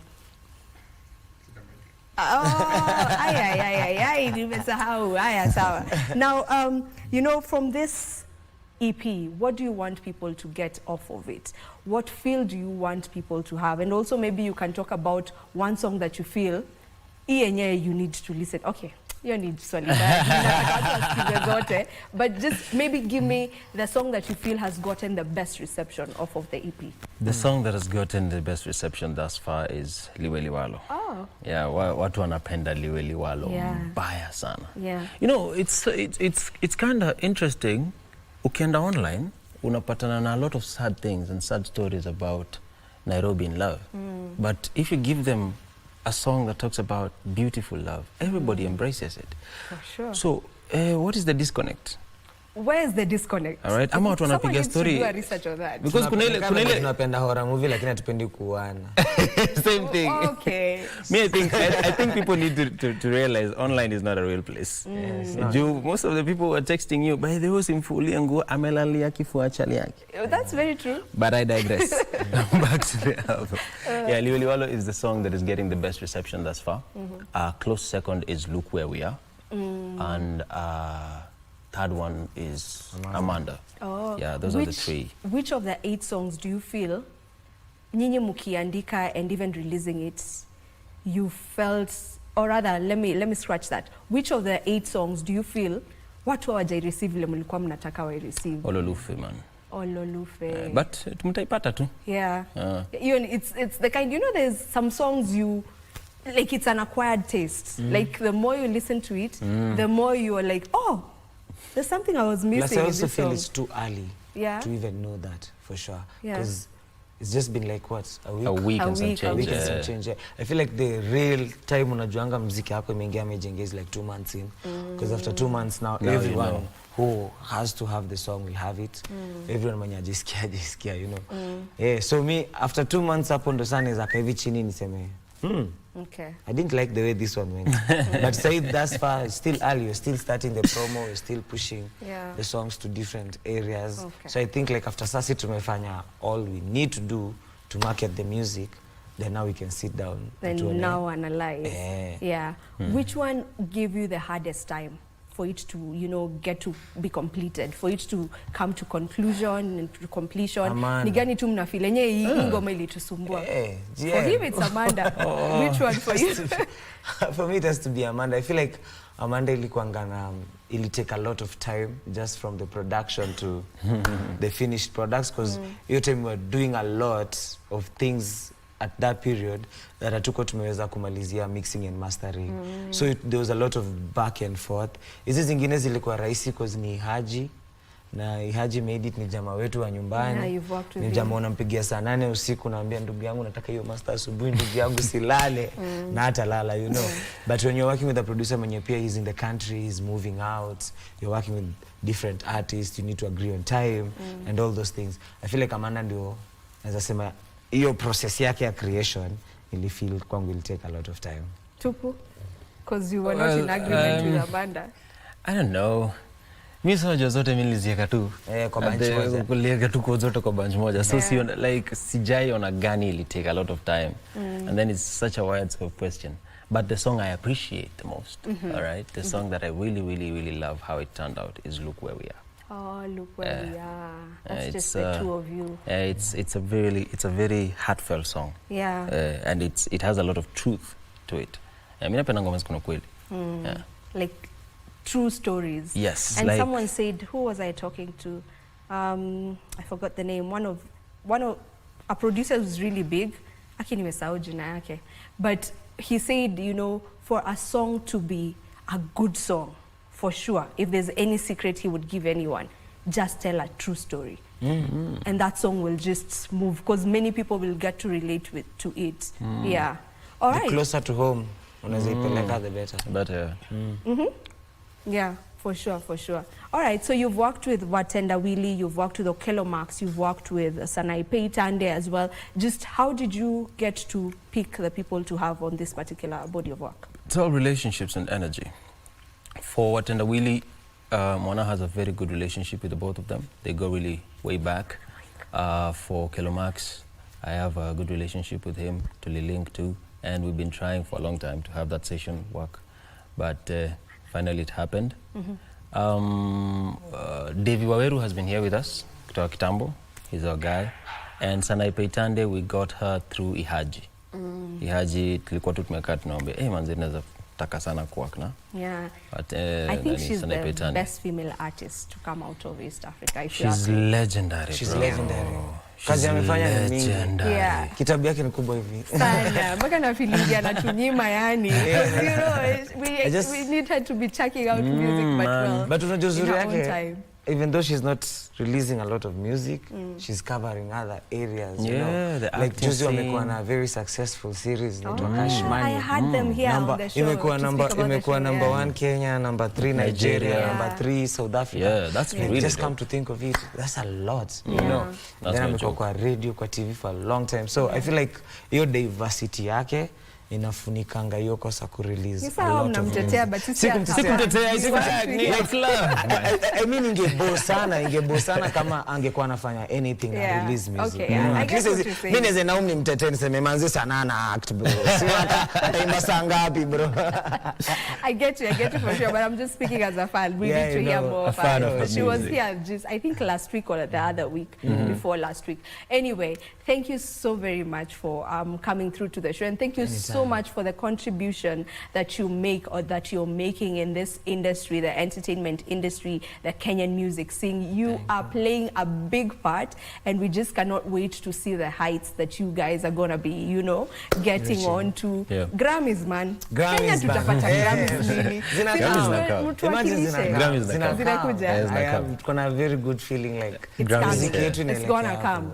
What should we do differently? Nikimaliza nafa kumaliza. Consistency. To me na feel consistency. Wasanii wasijilinganishe na wasanii wengine. Industry pay kwa ready to accept sisi venye tuko. Let's not sell false narrative ama try and push agendas. Just accept people for the art they bring to the table. No ukipatiwa chance, be consistent. All right. Authenticity. Okay, let's do one a cappella of whichever song you're gonna pick. But I'm thinking we do Liwalo, but whichever one you wanna pick, you know, whichever one you wanna pick. Speak now, forever hold your peace. Imechukuliwa serious. Harusi tumechukulia alone, but clearly they still don't pity us. Ati mahari imechuna mahali, kwani fahali walifika sio 50 plus. Hiyo ni issue tunaweza solve, our love can speak for us. One father anasema ni lazima tufuate traditions. Another father anasema hiyo ni dhambi juu Mungu alimuonesha vision. Ila liwe liwalo nitakuwa kwa amani bila mvurugano, we protect our family. Ila liwe liwalo nitakuwa kwa amani bila mvurugano, we protect our family. Liwalo na liwe liwe, liwalo na liwe liwe liwe, liwalo na liwe, liwalo na liwe, liwalo na liwe, liwalo na liwe. Very, very nice. Thank you so much, guys. Thank you so very much. Yes, all right, DJ, liwalo na liwe.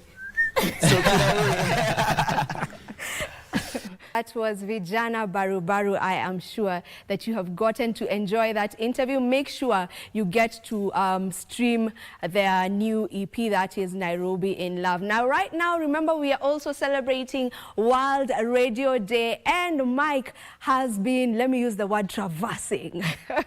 Traversing the different radio stations that we have right here at the Broadcasting House. And right now, he is at Ngemi FM. So let's get to listening. Across the board. Nigetha mundu uria watikirie kura mundu uria wa ndakoneta kwa unwanjara. Yes. Aha, vauve sawa kabisa. Urakoretwa akimbira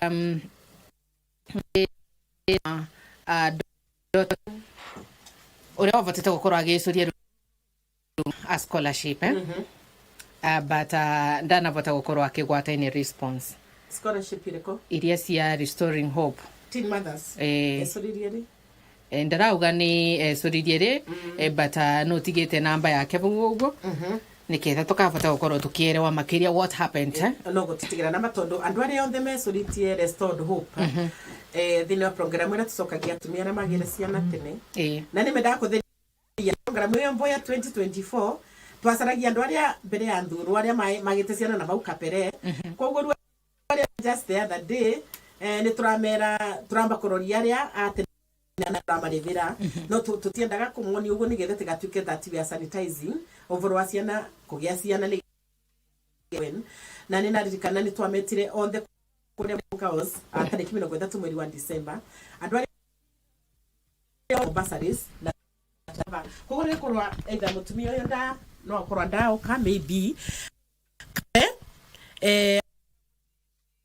na nigetha form vauni vone already maybe moda kana kora ne wesuririe form no muthenya wa kuvorerwa thimu amount mo the details cionde cieke atende akate ndaumiria but no visit the akora de to in phase 2 ya Restored Hope likelihood that goes naga kiria kiu tonto baisanie check ya 1.4 million ya tumia cio na million tondu achieve getha meke tondu tokirie mwana wa kamwiri tunayo katona nake ni akuthama eri tuya turumaga turwa kuria makagorwa riu tukinona nginona kava nao ni maringe njeki koguo at the end of the day akigora ndao kavindio but And as promised earlier, we are coming to you live from our radio station. Is one of the radio stations that we have here on KBC channel. You are on KBC channel 1. This is Entertainment Thursday. And Madam Presenter here, your name is? Yes, Boya Wangare. Wangare ni rito yako. Yes, sasa tu channel 1. Na utuambie kwa ufupi tu, World Radio Day, what does it mean for you?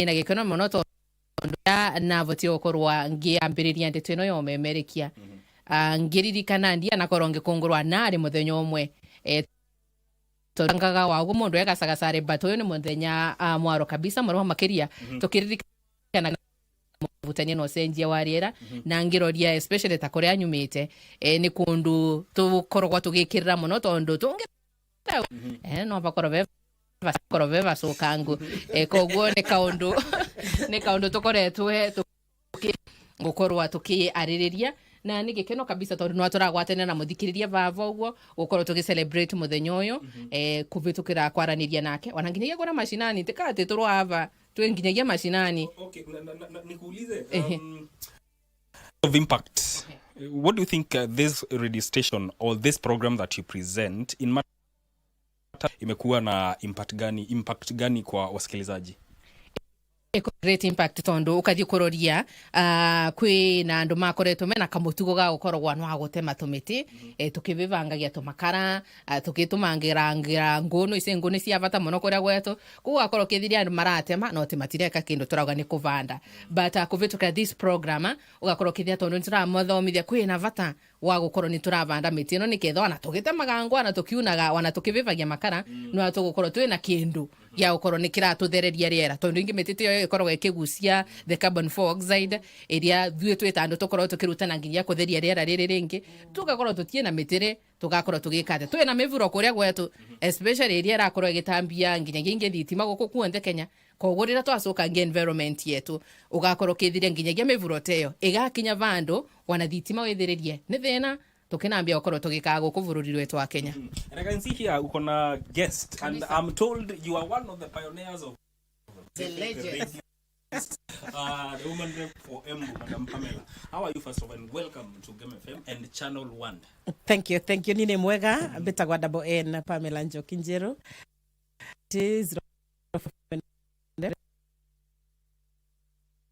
Nenda gwitia nita pioneer siara ya Kenya na ndengima na kunde asato ma arama na kunde as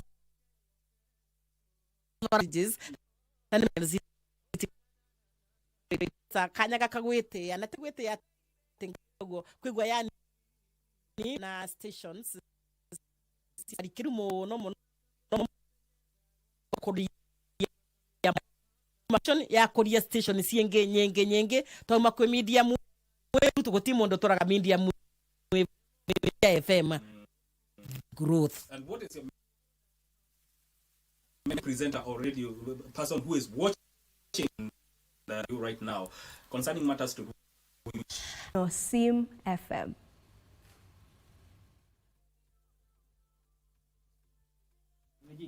Na aiki hapa kirangire school negi ponuta kirangire school ne KBC attachment ne right na kwa na kara radio neto na mena na kara sai tikita munga eto na basa yare sai yara pa are onusu eti David Oletu kuo eti Tabidanzova eti Diana Daido ina reshara hapa ore na bigi bonu yok na ina kara na binyaka radio kilepo ni yako sainara tikita munga me legara nya beti kyanga bija beti engai studio beti kinakata negine buralo lotu kuo no mama Tabitha no Diana Daido no Lucy Kudate ne bono itengeni yoko link na kada mura bana no palu radio danga dado goya na newsroom abati mayolo nyaba joge tire masai newe ne ku newsroom abati yena kata ne wedi kajo kora ba anai kunna na no bati jingwa radio or masai edia berishata amara na bakeni nche unyo dokana kwa gerasi finakata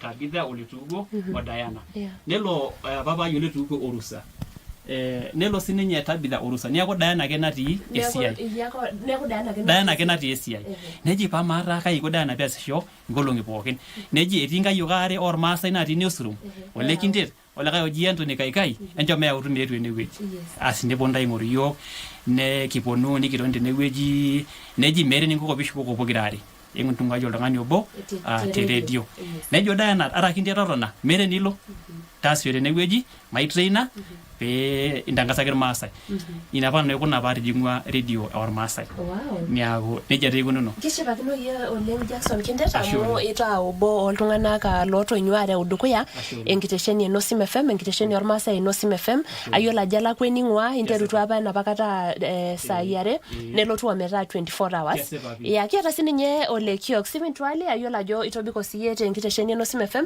indim ake atoliki yiok ajo enkiti experience ino radio ana pinteru asisho tenkitesheni e Nosim FM. Ashe oleng kinterutua apa siyiok ina rishata akeyie larin otesiana otulusoitie nanoto apa sinanu na bahati amu ainepua Ole Kintet ainepua apa nao Diana Daido ainepu sii apa nena tasati ana no Tabitha nanoto apa iltung'anak letipat oleng tina rishata naewuo apa sinanu ana attachment natii naiteru nakata polepole attachment nikintoki ai volunteer mpaka nikiponu atum esiai na ore apa inakata amu kidol ajo ibelekenyate naa taata mbaa metiu enaa enapa kata ore apa kiponu neton nkardasini kintumia tenikinger news nkardasini kiponu aisum tenewueji tenikiponu aas news eton apa kulie mbaa inakata kake idolita naa taata ajo ibelekenyate naa imbaa kake ore naa apa pikiponu nakata nikinteru apa show atii apa show inakata esubuhi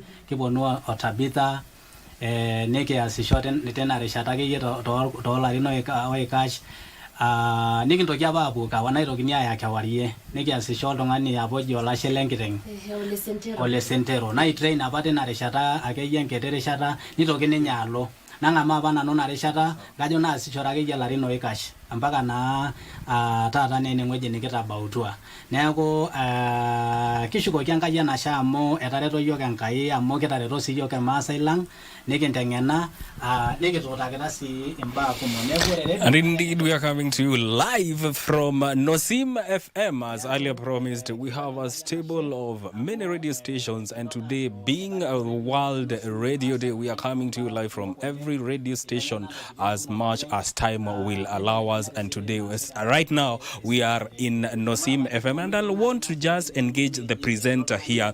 It's World Radio Day. What does it mean for you? World Radio Day hii ni siku mzuri ya kukumbuka kazi sana sana kazi ya radio ama mambo ya radio kwa ujumla. Tunafurahia na mashabiki wetu ambao wanatusikiza wakiwa Kajiado, wakiwa Narok, Samburu na Laikipia pia. Ni siku mzuri. Na nikuuliza hii wiki hapa katika shirika la KBC there have been a series of activities to mark the World Radio Day throughout this week. What stood out for you? Tulianza siku ya Jumatatu. Imekuwa wiki mzuri. Tumesherekea vilivyo. Tulianza siku ya Jumatatu, sasa leo ndio tuko kelele ya sherehe leo. So tumepata wakati mzuri na listeners wetu na wafanyikazi wa radio tumekuja wote pamoja kama Nosim na stations zingine our sister stations. So imekuwa siku mzuri, imekuwa wiki mzuri. Tunawatakia wote siku njema tunaposherekea World Radio Day siku ya leo. Na kwa sababu hii ni station ya Kimasai, mimi juu sisikii Kimasai lakini ningetaka you dedicate a song for me. Ni song gani unaweza ni dedicate? Tuko na manyimbo mzuri nitaweza kukudedicatea wimbo moja wa Kamurar Masai. Anaitwa Kamurar Masai. Inamaanisha unajua sisi ni wafugaji, sisi ni watu tunapenda ng'ombe. So inamaanisha ni wimbo wa kusifu ng'ombe. I say no more, but I will hand you over back to Vivian Ndega as we proceed to yet another radio station within KBC. Thank you. We are back. Amesema wanapenda ng'ombe. you know.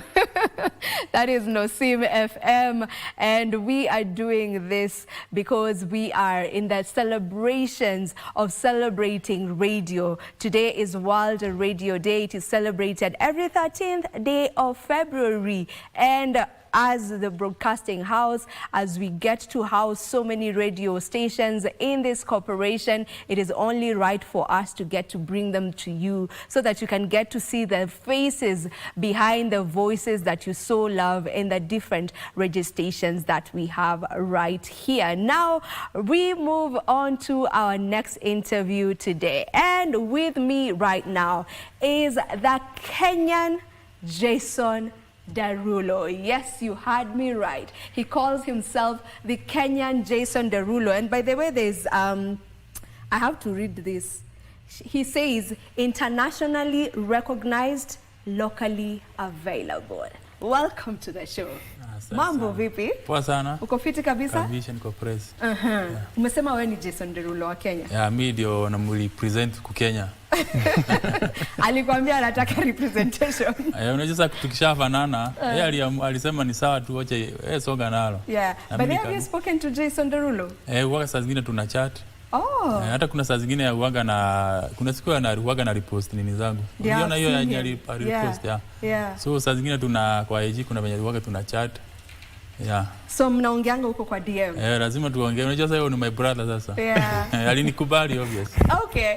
First of all, for those who are seeing you for the very first time, nataka ujiintroduce mwenyewe. Waelezee watu who exactly you are. Kwa majina mimi naitwa ya usanii ni Remsidon. Kwa kila is that? Oh, this one. Unaweza nipata kwa handle zote na @Remsidon.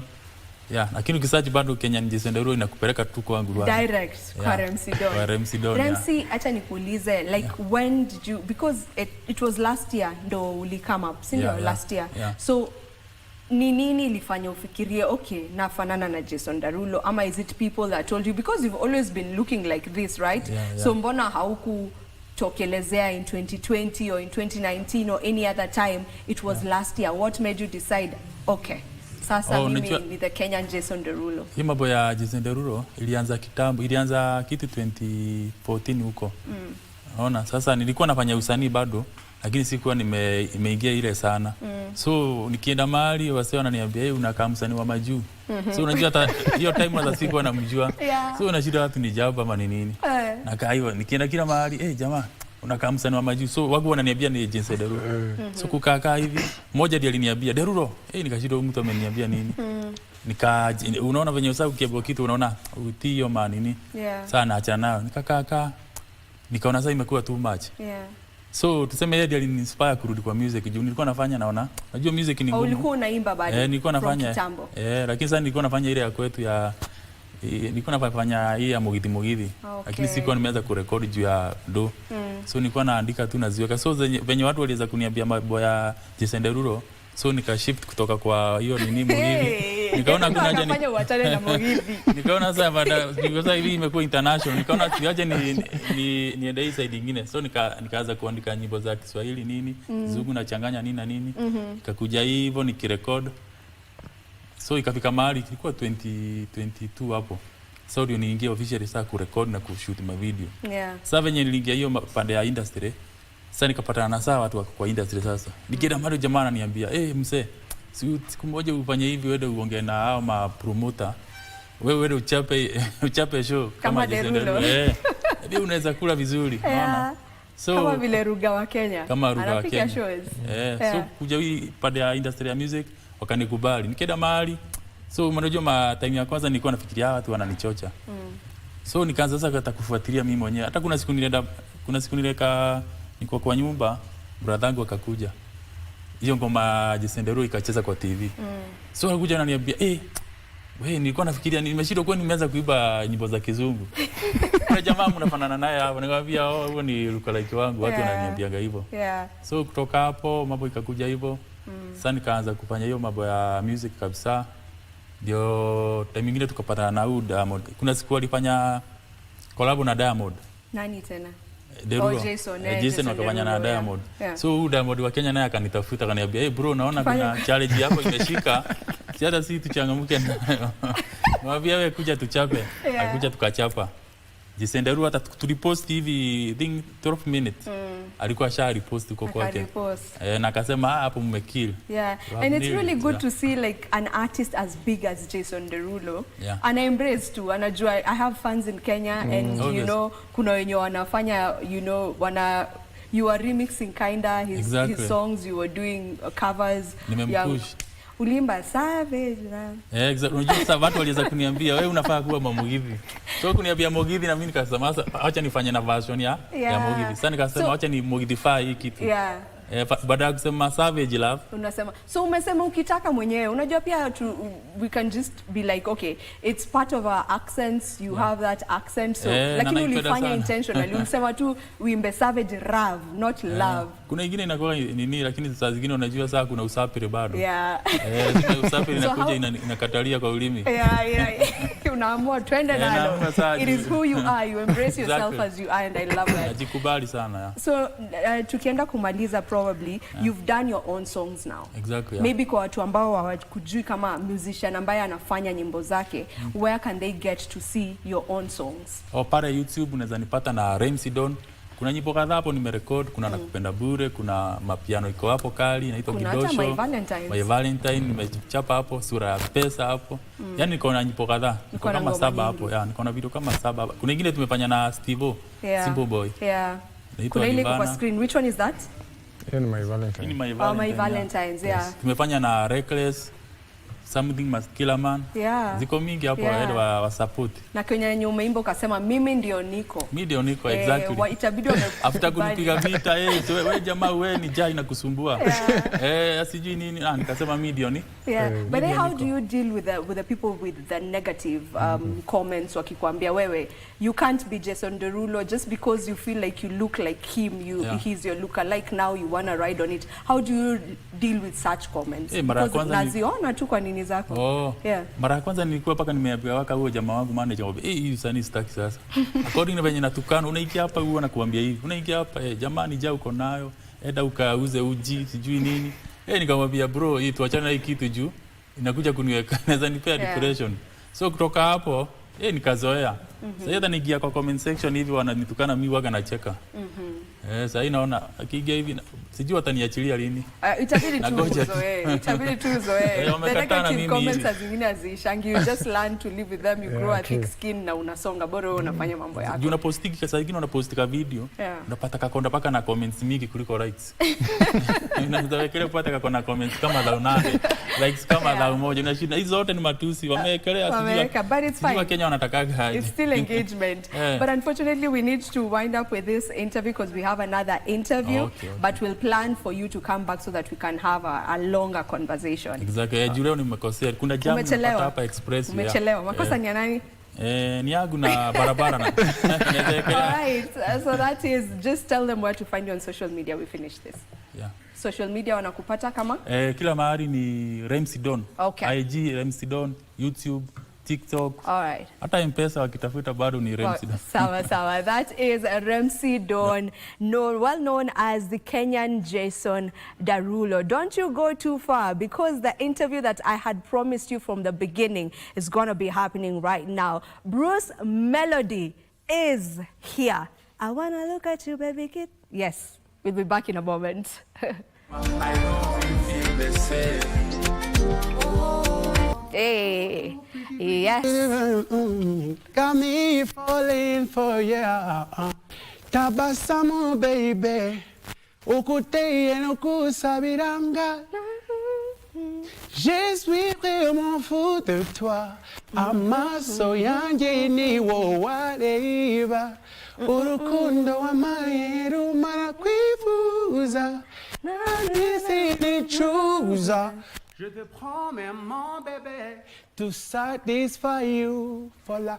Let me tell you something. Yes, Bruce Melody, coming all the way from Rwanda, is here in the country. He's here to get to just He's here to talk about his newest album. He's just dropped a new album that he's promoting. It's called Colorful Generation.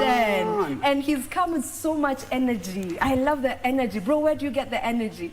Always like that. Yeah. I'm always positive. I'm an artist. I have to entertain my people. Yeah. Yeah. Yeah, you've come in a bit late, so I'm going to struggle with the time that we have. I understand there was traffic on the roads. It's fine. We're going to do what we'll do, right? Yeah, you have to do what we'll do. Okay, let's get straight into the album. It's called Colorful Generation. It has so many songs, yes. 21 songs. Talk to me about... It's actually 20 songs. Oh, the other one is a bonus track. Introduction. It's Yeah. an introduction. Okay. So it's actually 17 songs and 3 bonuses. Make the songs 20. 20, yeah. But good music as I wanted, and I thank God that I have this beautiful album. Let's talk about it. Like when you were putting all these songs together, it's your debut album. It's the very first album, right? No. That it's not debut? It's my...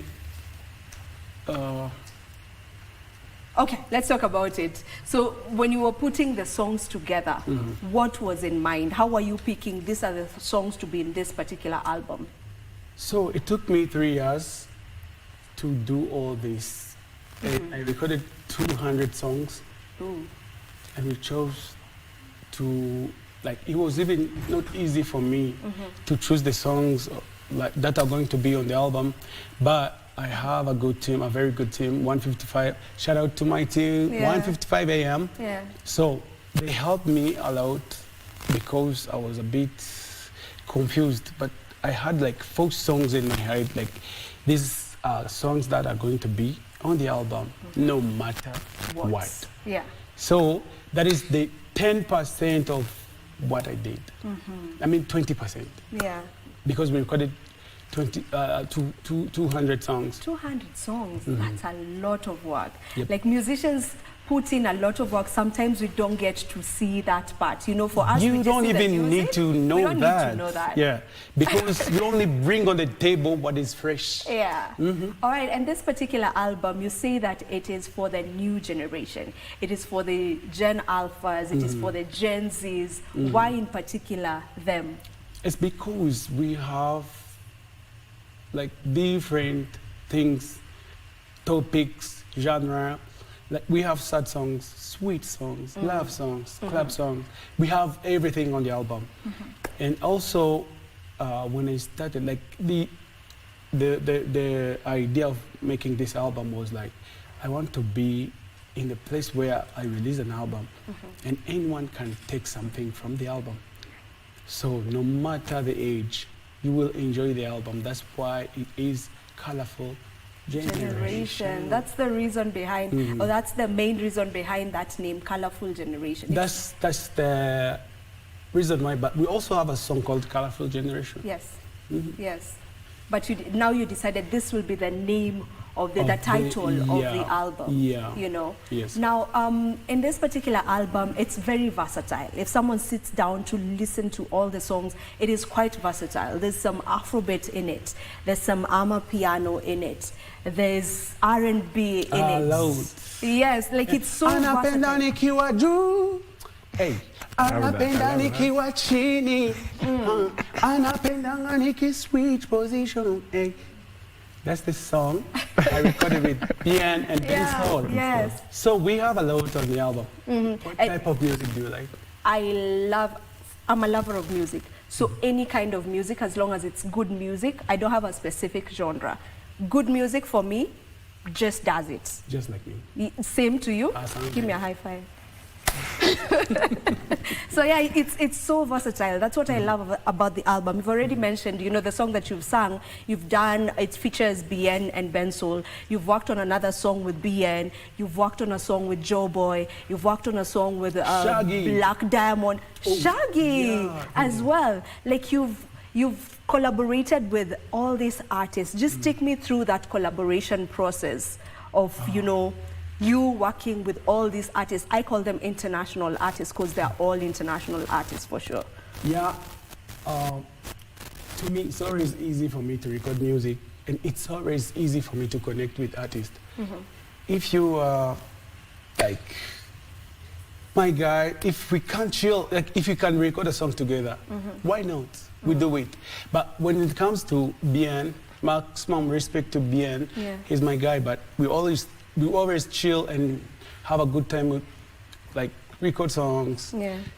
You know, for him, I think I don't have a lot to say. And shout out to Ben Sol.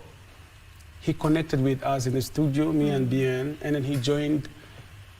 He put a verse in the song, and that was it. Yeah. And Shaggy, let's say Shaggy. Shaggy had my song, the original song of Funga Macho. Yeah. And he's like, who is this guy? Ooh. I want to jump on this song. So he's the one who actually reached out. Yes, he reached That's out. Wonderful. Even Joe Boy. Joe Boy had my song through my guy. Like, I have a beautiful team.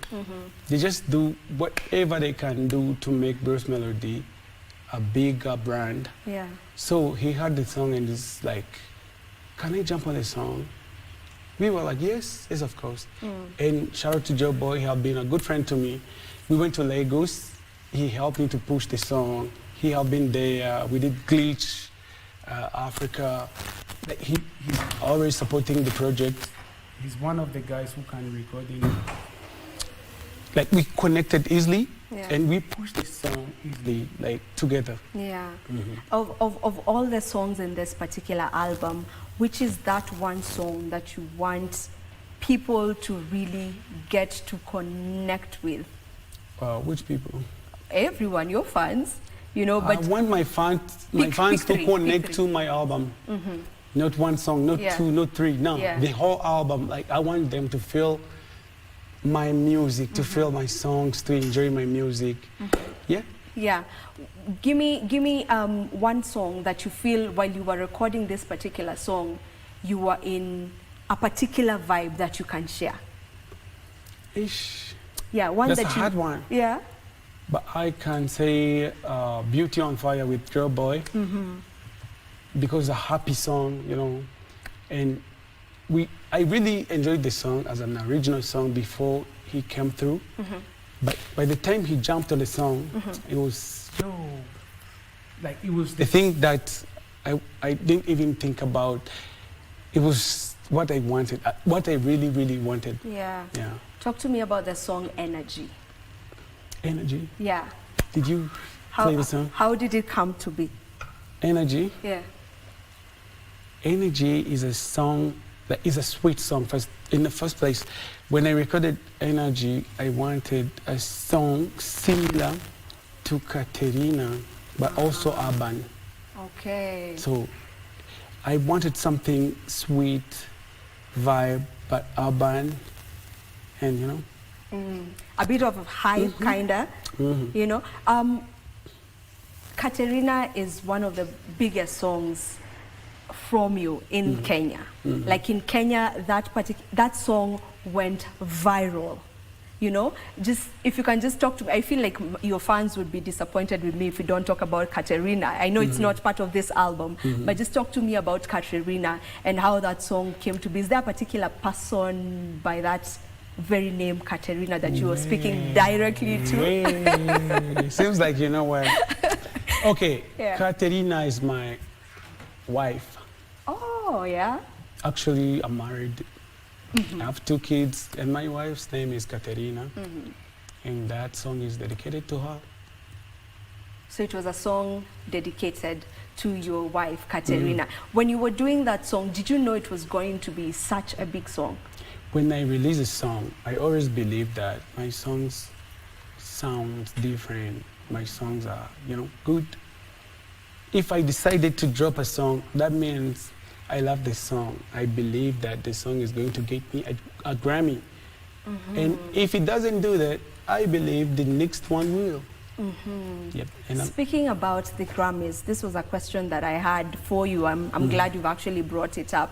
When it comes to the Grammys, I would say East Africans, let me just use the word, we're lagging behind, you know, when we talk about the Grammys, because we don't get an East African, you know, who's winning the Grammys, unfortunately, right now. You know, our brothers from West Africa seem to be clinching this thing over and over again. So probably just from your point of view as an East African, what is it that we're not doing that you feel if we do, Or is it just, it's not yet time for us? Just give me your So view on I'm that. from Rwanda. Yeah. And our industry is very, very young, according to you guys, Kenyans, Tanzanians, the whole region. Like, we are the youngest, and we are doing this. It's a matter of time, because if Rema can get a Grammy, why not Bruce Melody? Why not Bien? It's just a matter of time. We didn't do, like, there's nothing we are not doing. We're just waiting for the right time so the people can feel the real music. Because for me, I believe that I do what I have to do. And shout out to my brothers, my fellow artists. Like, we are doing what we have to do.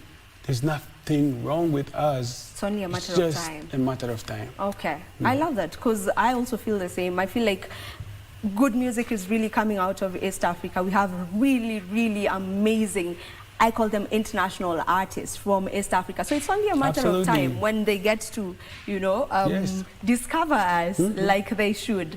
All right, we have to finish this interview, unfortunately, but we cannot finish without you letting us know where the album is at, for those who would love to just go connect with the whole songs. It's many songs, so that they can just go get a feel of what you are giving them from the song, and then you give us an a cappella of one of the songs. Any digital platform. If you look for Colorful Generation, you will find the album. And about the a cappella, you just let me know. Would you do the one you've done with Bien, just the two of you? Oh. Yeah. I don't want no drama, just vibe. My God, I'm high. But quadio photo, but quadio. Hey, I don't want no drama, just vibes. My God, I'm high. But quadio photo. You know I party hard for sure. Ooh, yeah, All right, where do they find you on social media so that they can get to keep up with Bruce Melody, not D-Y. Bruce Melody, D-I-E. And I'm everywhere. Thank you so much for having me. And Bruce Melody is here. Yeah. And he's ready to give you sweet melodies, good music, good vibes. You had a listening party yesterday. Are you planning on having a performance in Kenya aside from the listening party, because it was quite intimate? Are you planning on having a concert? Yeah, I'm talking to some people here. Okay. We are arranging how we can do things. Okay. Don't worry, I'm here. All right, you're here, We just understand that you're here and you're working on something. All right, thank you so much, Bruce, for joining us on the show. It was a pleasure having you. I wish we had more time, but it's okay. At least you've come here and people have gotten to know about the Colorful Generation album. I wanna look at you, baby, Kidogo, Katerina. Yeah, say whatever you say, she's my lover. I deserve her. Ooh, I wanna look at you, baby, Kidogo, Katerina. Hey. Whatever you say, she's my lover. I deserve her. Thank you so much. That was Bruce Melody. This is Entertainment Thursday right here on Good Morning Kenya. The show was Valentine's themed. It was all about love, love, love. And I hope that we got to transfer that energy to you from wherever it is that you're watching us from. We were also celebrating World Radio Day. And right now, I want to hand you over to the radio station side so that you can just get to hear what is happening on the other end. Thank you for staying with us.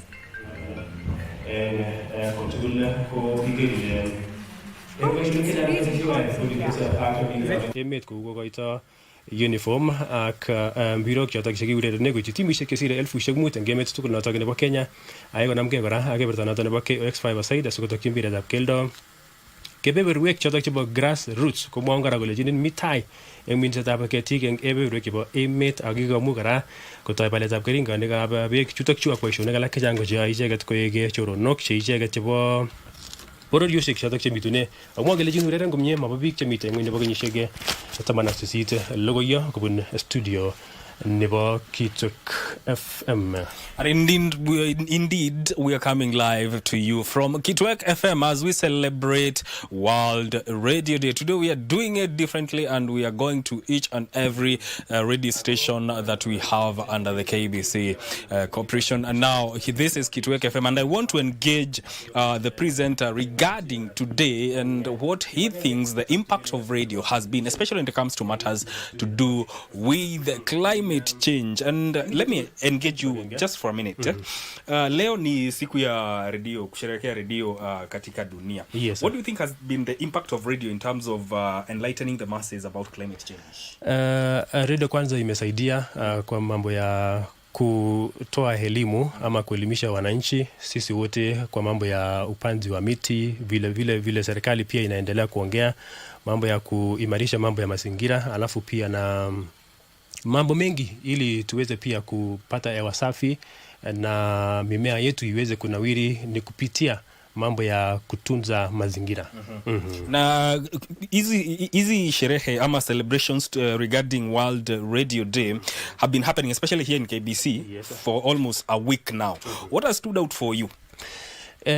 Kile ambacho nimeiona sana muda huu wote ambao tumesherehekea wiki mzima ambayo tumeitengea redio ni kwamba wote tumejumuika kwa pamoja kuweza kusisitiza umuhimu wa redio na mashabiki wetu ambao tunawafikia kwa vipindi mbalimbali ambayo huwa tunawatengenezea huku ndani, alafu sasa tuweze kujumuika pamoja pia kupitia mitandao yetu ya kijamii.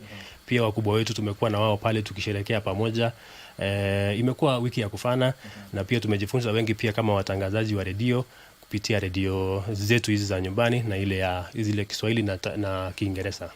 Ni jukumu gani unafikiria watangazaji wa redio wako nalo when it comes to enlightening the masses, kuwahamasisha kuhusu maneno yanayohusiana ama mambo yanayohusiana na World Radio Day? Tuko na kazi kubwa ya kufanya pia, kwa sababu tumeendelea kuhimiza amani, umoja na maendeleo katika jamii zetu, ili pia watu wetu waweze kuwa wako kwenye mstari wa mbele, mambo ya maendeleo ya nchi, mambo ya mashambani kule, mambo ya mimea na mambo kama hayo. So sisi pia tumechangia kuona kwamba kuna umoja wa nchi wa jamii mbalimbali kupitia lugha zetu hizi.